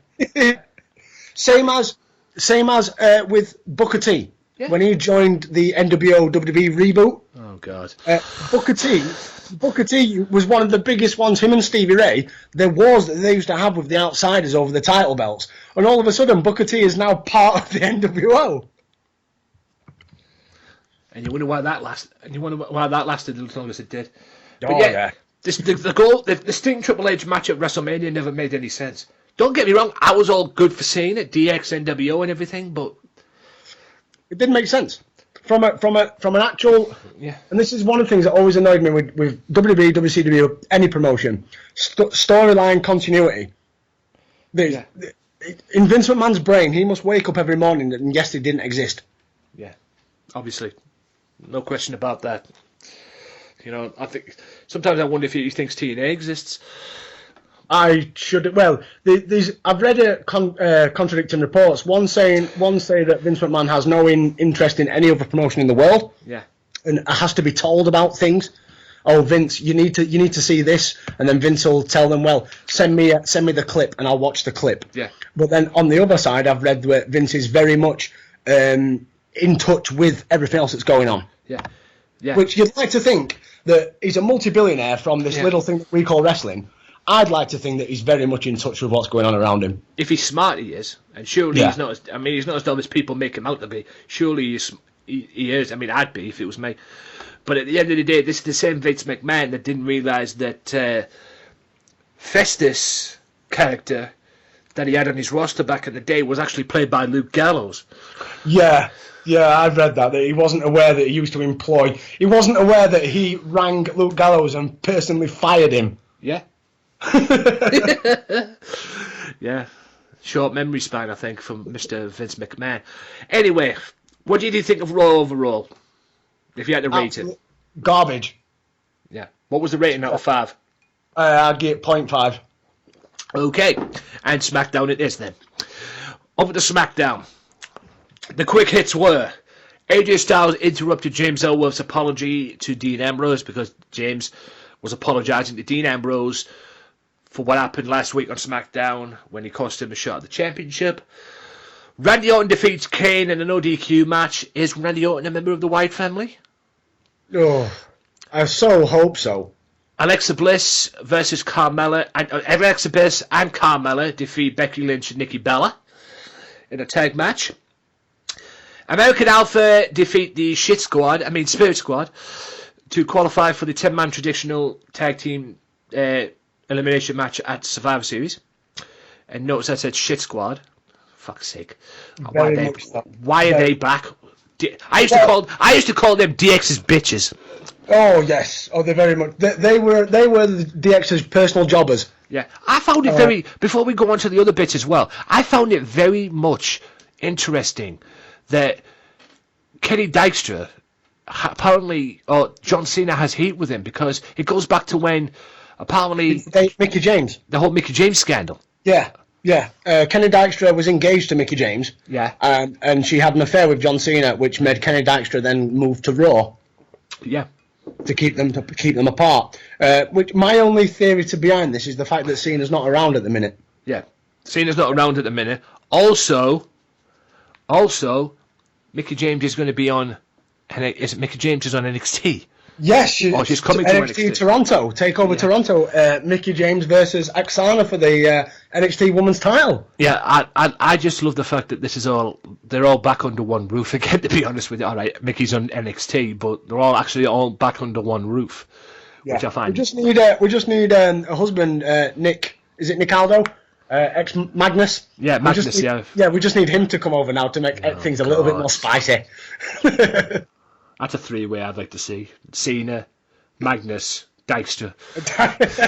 Fighting for the love... Oh, that's like a Vince Russo angle, that. Yeah, it is. Fighting for the love of Mickie James. Yeah, move on. I'm telling it to Vince Russo. Move on quickly. Mickie James on a pole. Oh, no. Daniel Bryan announces the male Survivor Series team, which sees Dean Ambrose, if I've got this right, Dean Ambrose, AJ Styles, Randy Orton... Bray Wyatt, and Baron Corbin. Although, from what I'm hearing, it may not be Randy Orton for very much longer because his missus is having a kid, so he might be taken out of that for very much longer because apparently he's going to have time off for that. So, I've got a little theory behind that, and I believe James Ellsworth's going to be a member of this team. Oh God, if that's the case, Smackdown will lose. I believe that something's going to happen. I think Randy Orton, I wasn't aware that he's going to have another baby, but that could be the reason. I think Randy Orton will be taken out of it, and they'll be down a member, desperate trying to find a member, and then James Ellsworth pops up and he becomes the member. I'll get to that bit in a minute because I want to talk to you about this heated thing between Miz and Daniel Bryan as well. But Daniel Bryan managed to bring out Dolph Ziggler, and Dolph Ziggler defeats Kurt Hawkins in a Intercontinental Championship Open Challenge match, and Dolph Ziggler also, to the Miz's dismay, because Miz turned him down and said we're going to have the rematch on my terms. But Dolph decided, since the Miz ain't going to be wrestling him for the championship at Survivor Series, he's decided to call out a member of Raw to come and do it instead. So Dolph Ziggler Open Challenge. Who's going to be jumping on from Raw? It's there. Also, the Usos defeat the Headbangers. Now, if anybody was thinking the Headbangers was going to join the SmackDown Survivor Series tag team, they're idiots. Yeah, give your head a wobble. Yeah, give your head, smack your head against a brick wall, please. Because we all knew the Usos were going to join up. So the Usos qualify for that, and Dean Ambrose manages to become #1 contender to the WWE World Heavyweight Championship by beating AJ Styles, thanks to James Ellsworth. This time he got it right. And I have saw a little poster, the pay-per-view posters, that Dean Ambrose, AJ Styles is a shoo-in for TLC in December. Well, they confirmed it, didn't they, on Talking Smack after SmackDown? Daniel Bryan confirmed that Shane McMahon, I believe it was, confirmed that the main event for TLC will be a TLC match between AJ Styles and Dean Ambrose. Okay, well there you have it. I obviously didn't see. I haven't got round to seeing Talking Smack at the moment. I've been busy with other stuff, but I haven't got round to see Talking Smack. Don't worry, you're not missing a thing. Yeah, I was going to say the last time I saw Talking Smack, was when Miz went ape on Daniel Bryan. As well, that was the last time I saw Talking Smack, and Talking Smack has been a little bit downhill since then. Yeah, in a way. But yeah, so obviously I'm going to get to the Daniel Bryan and Miz thing in a second. But what was your good points, bad points, shit points, tragic points, worst points of SmackDown? To repeat what you said about the shit squad, yeah, I'm all down for this nostalgia trip. I'm like with the Headbangers. The Headbangers got absolutely shit canned when they made their return because they got no pop. They got. I think what didn't help them is the fact that they're not using their original Attitude Era music, their theme music. I think that doesn't help them because the music is often no one's aware who they are. But yeah, the Spirit Squad, my cave, the Spirit Squad. Yeah. To be honest, if I may say before you continue, I think even if you played their Attitude Era music, I still don't think people would have known who the hell they are. Well, yeah. Excuse me. Totally agree, but I think you would have had a proportion of the audience that would have. Yeah. Maybe not all of them. Yes. You're right. Yeah, any one of the sort of like 25 to or 20 to 30 sort of demographic, they'd kind of be aware of who their bangers were. So you may have got a little bit of a when the music kicked in. But yeah, the headbangers, they've been brought back purely for the nostalgia, but there's so many other tag teams from that era that they could have brought back. I firmly believe that if they'd not had the run with the New Age Outlaws a couple of years ago when they put the tag straps on them, when they had the feud with the Shield, I think the New Age Outlaws could have been in this sort of spot. Yeah. But yeah, it was... Overall, SmackDown was better than Raw, purely for the in-ring product. Like Ziggler versus Kurt Hawkins, it was exactly what you'd expect. It was over in a matter of seconds. The bell rang, you had a super kick, 1, 2, 3. Yeah. I was never a fan of Kurt Hawkins before he left, before he went to go and join TNA and Global Force Wrestling and all this stuff.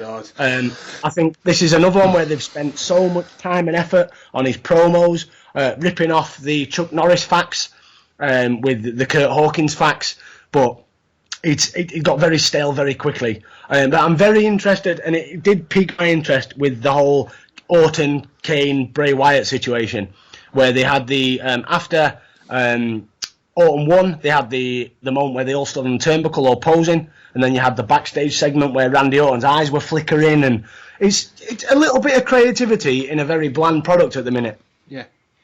But the question is Randy Orton a member of the Wyatt family? Or is this a whole plan? Of course it's a plan. Of course it's a plan. Because we've all seen Randy Orton in the past, i.e. his authority thing with Seth Rollins, where he came back and played the role as the member of the Authority until the point where he stuck 2 fingers up in the air on Raw and literally beat the dog out of him on Raw, and which led to the great match at WrestleMania. Yeah. So, is this the same thing with the Wyatt family? Is there a plan that Orton's trying to execute to lure Bray Wyatt and get Bray Wyatt into a position like he did with Rollins? What's your take? Go. Possibly. But are they going to go... My question to you is, are they going to go down the route that they did with Daniel Bryan, put him in the whole dungarees and the whole Wyatt sort of gimmick? It's kind of got a Wyatt gimmick with the outfit that he was wearing. Going back to that segment where he had the flashing eyes bit backstage. He kind of had that Wyatt look about him. Especially when he ran out to the ring and first turned on Kane. That is like a Wyatt feel about it. I've never seen Randy Orton wear that kind of stuff before, for Pete's sake. So I don't think he's really well known to wearing that kind of stuff. So there's obviously like a Wyatt feel there. I hope to God they don't do what they did with him and Daniel Bryan. You know, stick him in the dungarees the way they did. God, bet. Yeah, Randy Orton and them kind of things. No, it just wouldn't fit. It just wouldn't fit. Keep him as he is. But like I say, will this last? Because let's face it, the Daniel Bryan thing only lasted 2 weeks. Yeah, Are we going to get what's the next SmackDown show is TLC? So we've got TLC, which will be in 6 weeks or so, something like that. So have they got the sort of progression in the storyline for it to drag out for that long to have your pay-per-view payoff? Like especially with obviously as it stands at the minute, you've got Orton and Bray within the Survivor Series team. Yeah. If that still does stay the same, are we going to then see the Orton turn on Bray, or will that kind of be prolonged a little bit more? Are they going to work together? It's intriguing. You can't fault from a creative point of view. And I slag off WWE creative on a daily basis, but from a creative point of view, I'm interested. Yeah, but question is, will Orton last? Because like I say, from what I've heard on the dirt sheet, he's going to be taking time off for his missus because his wife's due a baby. So whether that'll be, he might be able to survive till Survivor Series and then take it after Survivor Series. But like I said, we don't know. He could be in Survivor Series, he could be out Survivor Series. But it looks like this feud is going to have a new member to the feud as well, because you've got Kane, you've got Bray Wyatt, and you've got Orton. And you're probably, and somewhere lurking about, you've got Luke Harper as well. You'll have The Undertaker as well, from what I've just read. 900th episode. Let's get to that. I'm excited. The 900th episode of SmackDown. Taker's returning. obviously to celebrate the 900th episode, and in a way, Undertaker's been backbone of SmackDown for a bit. It seems that he's going to be getting involved in this feud between, or this story angle with Kane, with Bray Wyatt, Randy Orton, and Co. And Kane as well, and somewhere, like I say, somewhere Luke Harper lurking about. So, that brings me to the question, will we see BOD return for one night only?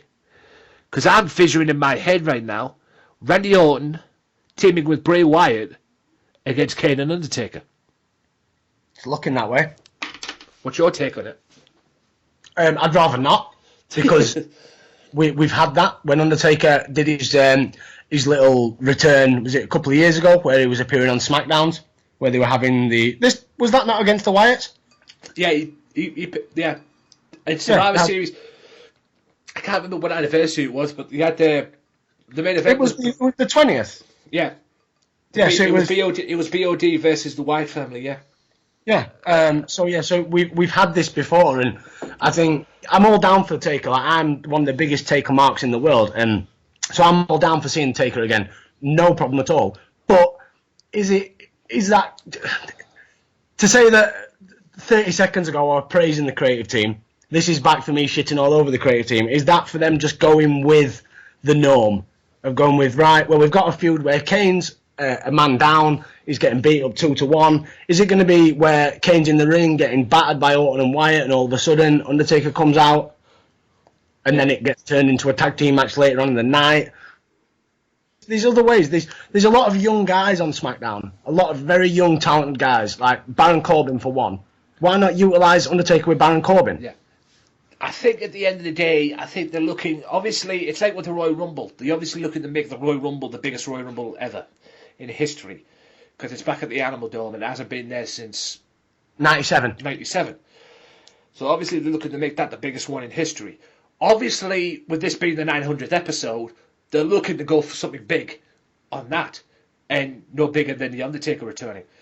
So obviously, it might go down that route. Like I said, that's what I've got in my head. Whether they'll go with that, that's another issue for another day. But at the end of the day, I think they may very well have to do that. The only difference is the BOD versus Bray Wyatt thing. That ended up being on the Survivor Series pay-per-view. This is probably going to be on a SmackDown show, so I'll be all for it, like I said, because obviously you can't have it on a pay-per-view, because as we know it right now, Bray Wyatt and Randy Orton are already booked on that pay-per-view to be a part of Team SmackDown. So, I mean, no better. I mean, it's no better. I mean, it'll probably, where I say it may very well be a part of, what to call it, the main event of SmackDown. I'll see that. Yeah. Or could it even be in a, even though I don't believe that creative have got this sort of mindset, but could Undertaker find his way to get involved in the Survivor Series team? Yeah. I mean, maybe that'll be the replacement for Orton if this thing goes through, that he's going away to be with his missus. Maybe that could be the replacement. And obviously they're trying to make the Survivor Series mega by obviously bringing Goldberg back, but how more mega could it be than Taker being back? Yeah. I mean, there could be, Taker's second playground other than WrestleMania is Survivor Series. Maybe they can give this to warm him up for a WrestleMania match, because from what I've read on the dirt sheets, he's returning for WrestleMania. It's pretty much a done deal that he's back at Mania, so just the question is what they're going to do with him before then. I mean, there's also talk of him returning. I mean, I've been hearing talk about him making a cameo appearance in the Royal Rumble in January at the Animal Dome. Because like I said, they're trying to make the Royal Rumble the biggest show it could possibly be. And there's talk about, there's word going around with AJ Styles versus Shawn Michaels, for crying out loud. Yeah. Yeah, and there's also talk, I mean, I think they've even made it over towards Stone Cold and Undertaker to make a cameo appearance in the Rumble. You know, just something that will sell tickets and that kind of thing. So whether that'll happen or not, I don't know. We'll find out. We'll probably find out in January. But like I say, I'm down for Taker being the replacement. Very interesting to see how the and when's the 9th episode? Is it 3 weeks time? I think it's the week. I think it's the week going into WrestleMania. Going into what do I call it? The week before SummerSlam, Survivor Series rather. Oh, I think it's on that week. So 2 weeks then. Yeah, 2 weeks. I think it's that week. Yeah. So, yeah. Interesting. Very interesting to see how that pans out. What will happen, we'll have to wait and see, I suppose. But like I said, I mean, it seems it may very well be. And like I said, will it be a replacement?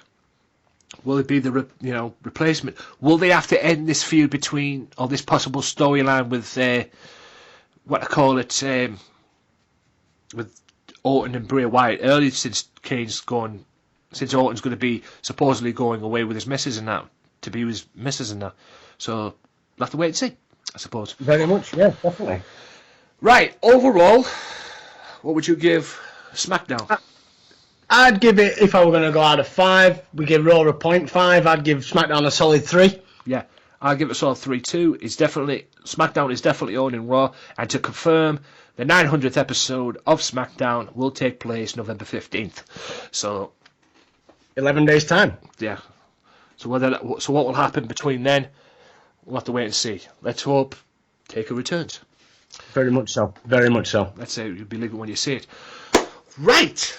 That about wraps this up for this part. I'm going to come back in the next podcast, in part 4, and break in to part 2 of the Lexa Rose podcast as well. So I'll be back right after this. Be sure to listen to the Sunday Segway Wrestling Podcast. What?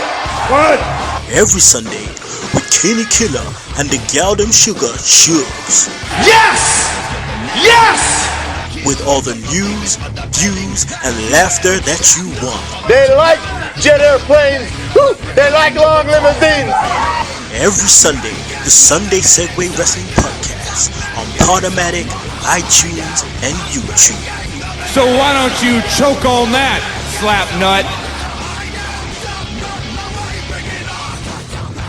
Welcome back, ladies and gentlemen, to this part of the Wrestling Matters podcast. Now it's time for part 2. We're going to lead into part 2 of the Lexa Rose interview. Now, I recorded this October 23rd, Sunday night, October 23rd, and it was a lot of fun. You saw that, you heard last week's part 1 last week. This is part 2. And like I say, guys, just a little word of warning for you. If you hear any noise in the background, it's her other half. He was like in the background as well, printing about and everything like that, which is fine. But like I said, I was mainly focused on Lexa Rose as well. So yeah, we had a lot of fun. We talked about the business. We talked about how to train and whether or not body slams are like that as well, that kind of stuff as well, and also the WWE business in general. That's right, the whole company. Because like I said last week, I made an overture towards her, and while I made an overture towards her, she was watching a pay-per-view. So she's obviously a big wrestling fan as part of being a wrestling fan herself. So you'll get that. This is part 2. The full audio will be up ASAP as well. So look out for that. It'll be on SoundCloud and the YouTube channel as well, AJW Wrestling Matters. But this is part 2 of Lexa Rose, and then I'll be back in the last part with an outro. So enjoy. As well as to being in the ring are two different things, two different styles in the business. What is it like to be a manager than be in the actual ring as well, competing? Being a manager, I guess some people would say is easy, but I really don't feel it's all that easy, especially since I'm so used to being a heel. It's easy for me to kind of just be mean and, callous and stuff. But then when, you try to be a face, I feel like I have to put more energy into being a face manager because I have to make sure that the crowd is invested emotionally into who I'm managing. But being a manager, I feel is not as easy. I mean, it's really different because a lot of people think, oh, it's easy being a manager. You stand around the ring, you get to yell and scream. But to me, there's a lot more, especially if you want to be a really good manager.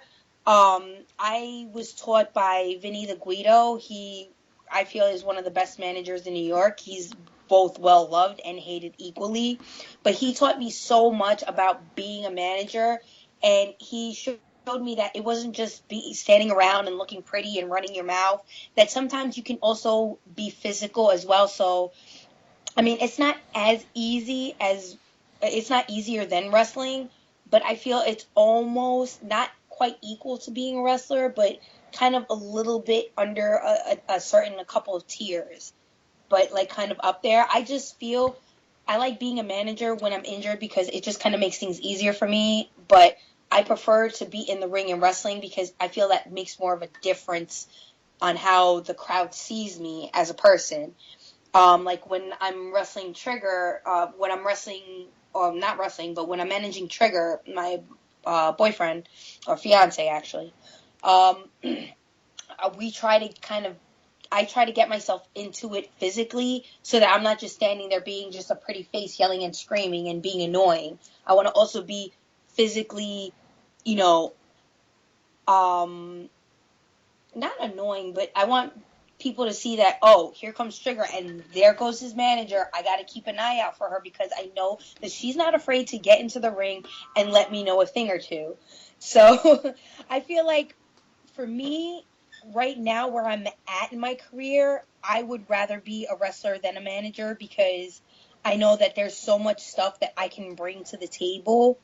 But for my fiance's sake, I enjoy being a manager because just in case he's injured or something like that, I can check to make sure like if he's okay, and I can kind of like let his opponent know while yelling and screaming. The crowd doesn't see it.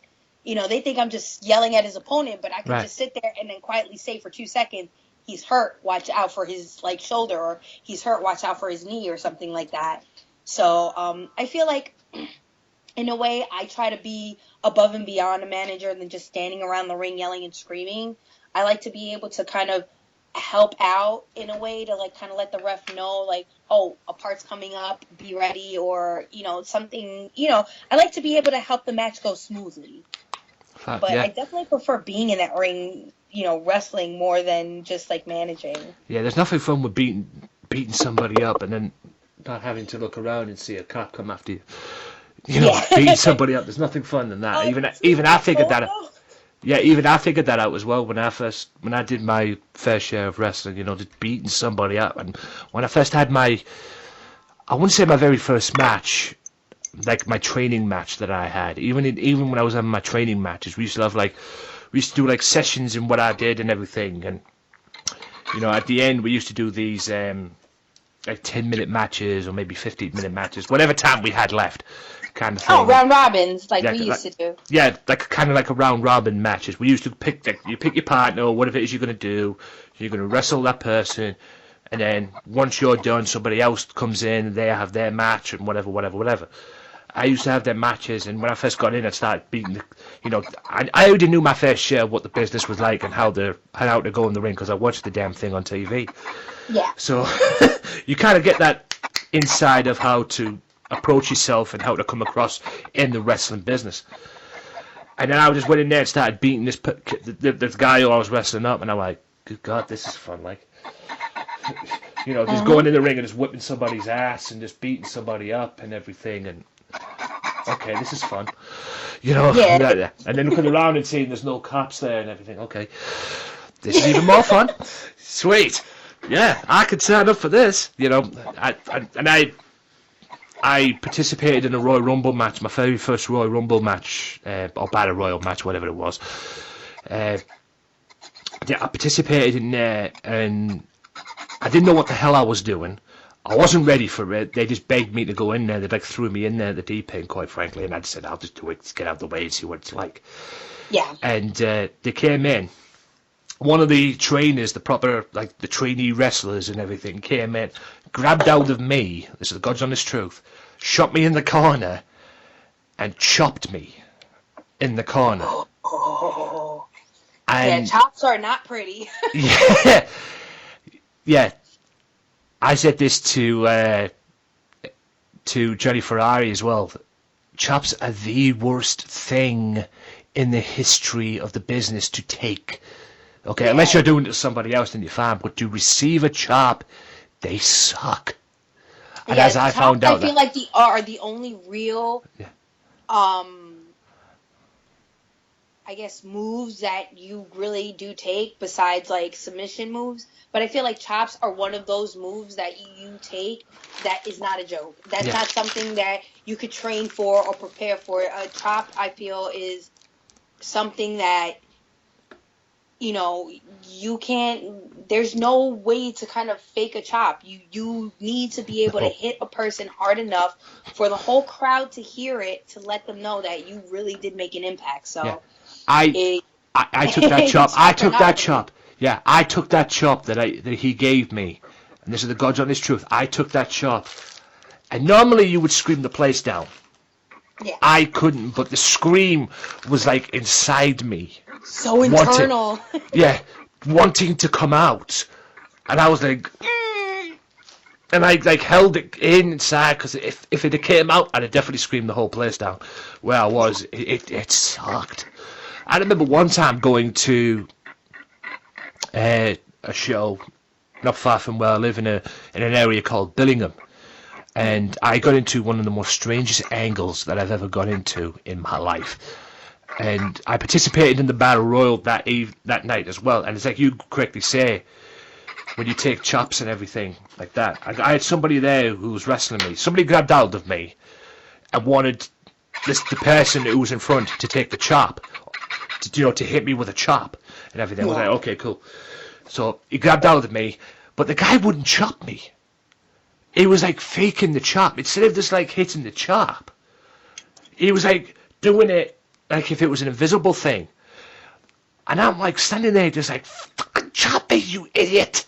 Really yelling at him and everything. And I pulled him up backstage.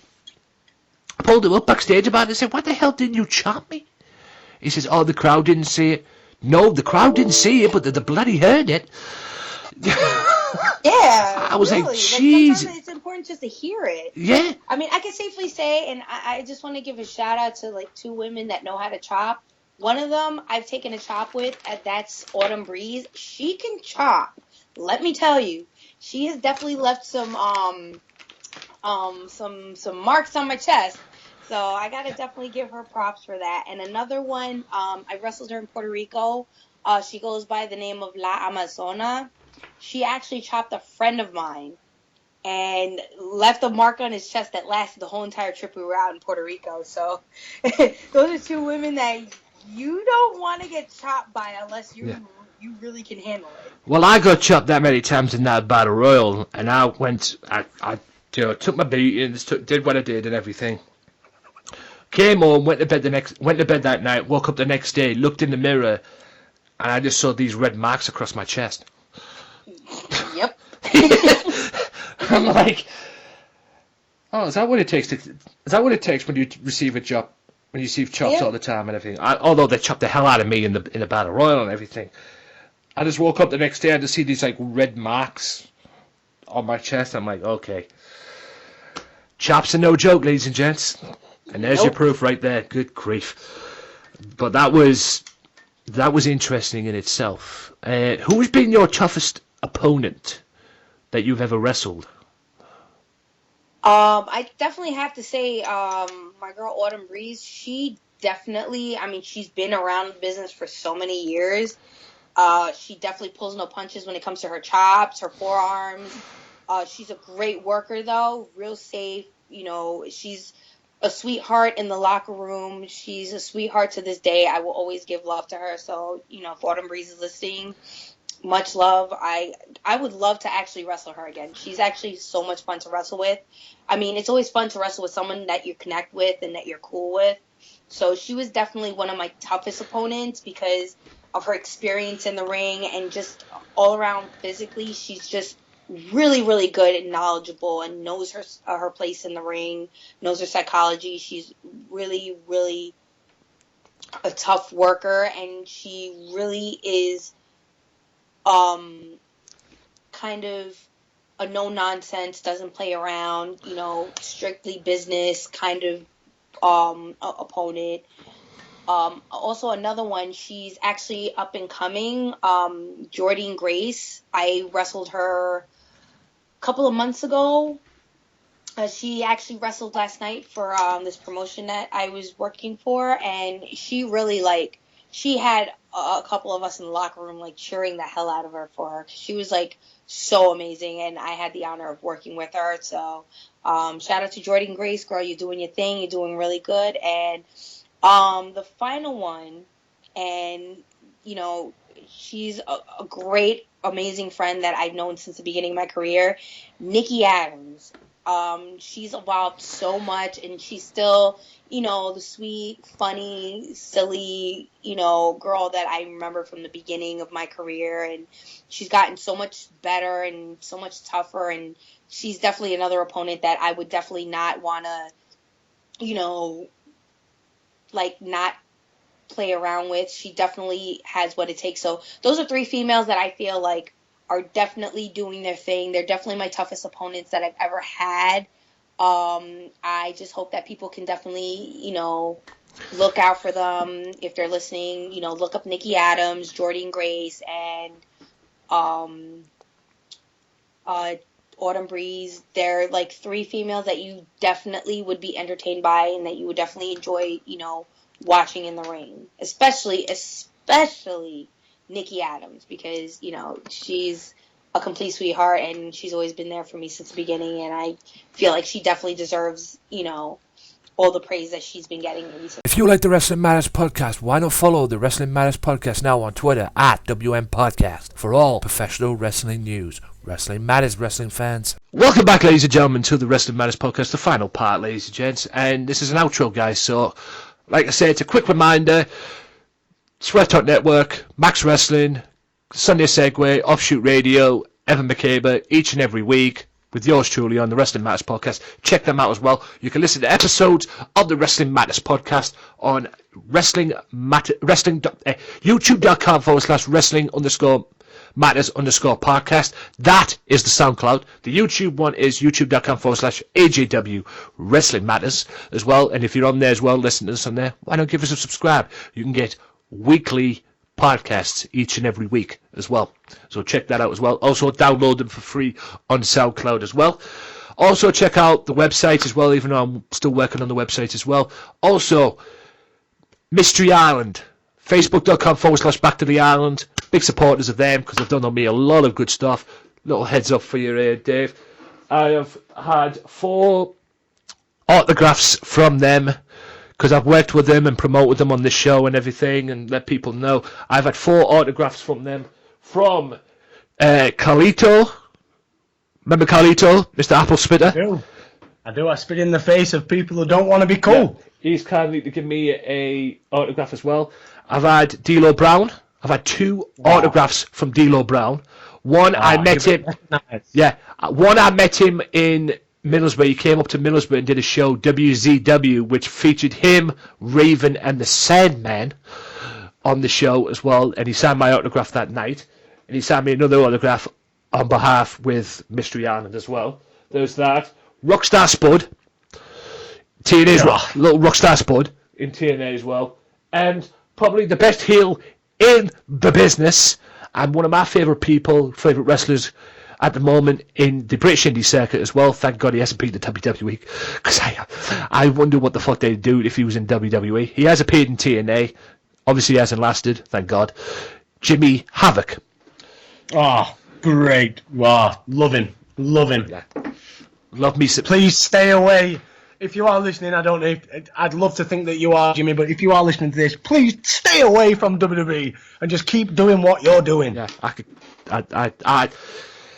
if he was here right now, I'd roll up the fucking red carpet for him. I love that guy, to be honest. And like I say, he is the best heel in the business. People always go, oh yeah, Hulk Hogan heel turn. The Hulk Hogan heel turn is the best in the business. Nah. Chapter 10, Progress Wrestling. That's the best heel turn. If you haven't seen it, go and find it. Go and subscribe to Progress On Demand as well. I checked that out as well. When he turned heel that night. Oh, baby. I still get chills thinking about it. I even went back and watched it the other day, and I still got chills. That's how good Jimmy Havoc is. You'll have to send me the link. I don't believe I've seen that. I think it's. I don't know if it's the video. I don't know if there's a video of it, but I'll send you the Progress Wrestling YouTube channel. I don't think there's a link, or I haven't seen a video of the heel turn. If you want to see it, go and subscribe. Go and subscribe to that I recommend Progress Wrestling On Demand. I also recommend the ICW On Demand as well. And for the price you get in that as well, which I believe it's not very cheap. I believe it's about £3 or somewhere around about that. I don't know what the Progress Wrestling is, but it's very cheap. Both of them combined cost to about £10 at the most as well. I recommend them too. If you want to see some great British wrestling, go and see that. And also check out Progress Wrestling as well. It's definitely good shit. I'm going to do that straight away. Sign up to it. Sign up to it. Sign up to them both if you haven't. I highly, highly recommend it. You will enjoy Progress Wrestling. You might enjoy the early years, but it's the later years as well. There's some good shit going on in ICW and Progress Wrestling. And yeah, WCPW doing their thing as well. But the top 2 wrestling promotions in the UK, ICW, Progress Wrestling, or none. And shout out to all my other people as well, all the other partners as well. You know who they are. I mentioned at the beginning as well. Also, the J-Apter thing. Get yourself over November 20th, Joseph Connors, WCPW World Champion. Check him out. Get yourself something signed. Meet the guy. Whatever. Also take part in that WWE 2K17 tournament. And also enjoy Survivor Series as well. Also, check out the Raging Falcon as well. I mentioned it. Raging Falcon, RFPW Network on Twitter. Check that out as well. And hopefully, Jeffrey, I'll get you on the show as well. ASAP. Right. That is about it for this podcast, ladies and gentlemen. I'm going to step back and let Mr. Burnham tell you where they can find him and his cronies that do the Ruthless Aggression podcast, where they can find you, or where you can find them, rather, on social media. It's all yours. Yeah. Thank you very much, sir. Thank you very much. Yeah. Just before I just go and let you know where we're at, like Anthony said, Wrestling Matters podcast, if this is the first time you've checked it out, please go back and listen to all the stuff that he's done before. Great podcast and great to be part of it. Honoured to be part of it. So yeah, the Ruthless Aggression Era podcast, or the RAEra podcast, is how we go online. SoundCloud, iTunes, Facebook, Twitter, YouTube. All you have to do, we like to keep it simple. We're all from Sheffield. We're a bit simple in Yorkshire, so we keep it simple. It's RAEra podcast. All you have to do, facebook.com/RAEra podcast. Same as Twitter, same as YouTube. SoundCloud exactly the same as iTunes. We're there, we're everywhere. Let us know what you think, especially if you find that we're very new to iTunes. We've only been on iTunes now for about a month, so we'd love to know if people do listen to us on iTunes, so leave us a rating or review. But yeah, let us know where we're at. And if you want to follow myself personally on Twitter, Burnham85, so that's BURNHAM 85. I'd love for you to reach out to me, let you know what you think about the podcast. We're very babies within this world, so we're growing as every single day goes by. But it's just great to be involved in things like this today with yourself, Anthony. Yeah. Likewise, I can't wait. Hopefully, like I said, we can work together as well. And like I said, I'm looking forward to working with you and your crew as well, and podcast as well. We are just wrestling fans, guys, that like to talk about wrestling as well. And hopefully I'll be coming to iTunes very, very soon. I don't know how that's going to work out, but I'm sure I could work something out as well. We'll get there. We'll get there, damn it, as well. But I'm happy where I'm at right now. SoundCloud.com/wrestling_matters_podcast. Download it for free. Also, YouTube.com/AJW Wrestling Matters. If you want to talk about wrestling or you want to come on the podcast, let me know at WM Podcast on Twitter, at Tony_Walker as well, if you want to talk to me in general, or check out my games channel or whatever as well. Yes, I do have a games channel on YouTube that I stream a lot as well. So, you know, if you want any information on that, get me on that Twitter page as well. Also, Facebook.com/WM Podcast, Facebook.com/Games Matter channel. That is my games channel. I thought I'd throw that in there as well, because it is me. So get yourself on there as well. Show your love to the Wrestling Matters podcast. I've been Anthony Walker for the Wrestling Matters podcast, episode 136. For Dave Burnham, my name is Anthony Walker. Wrestling matters, and it should to you, because if it doesn't, you ain't a wrestling fan. Peace out. Well, enough is enough, and it's time for a change. Professional wrestling, this is it. This is us standing up. Yes, yes, yes, yes, yes, yes. That's 13-14.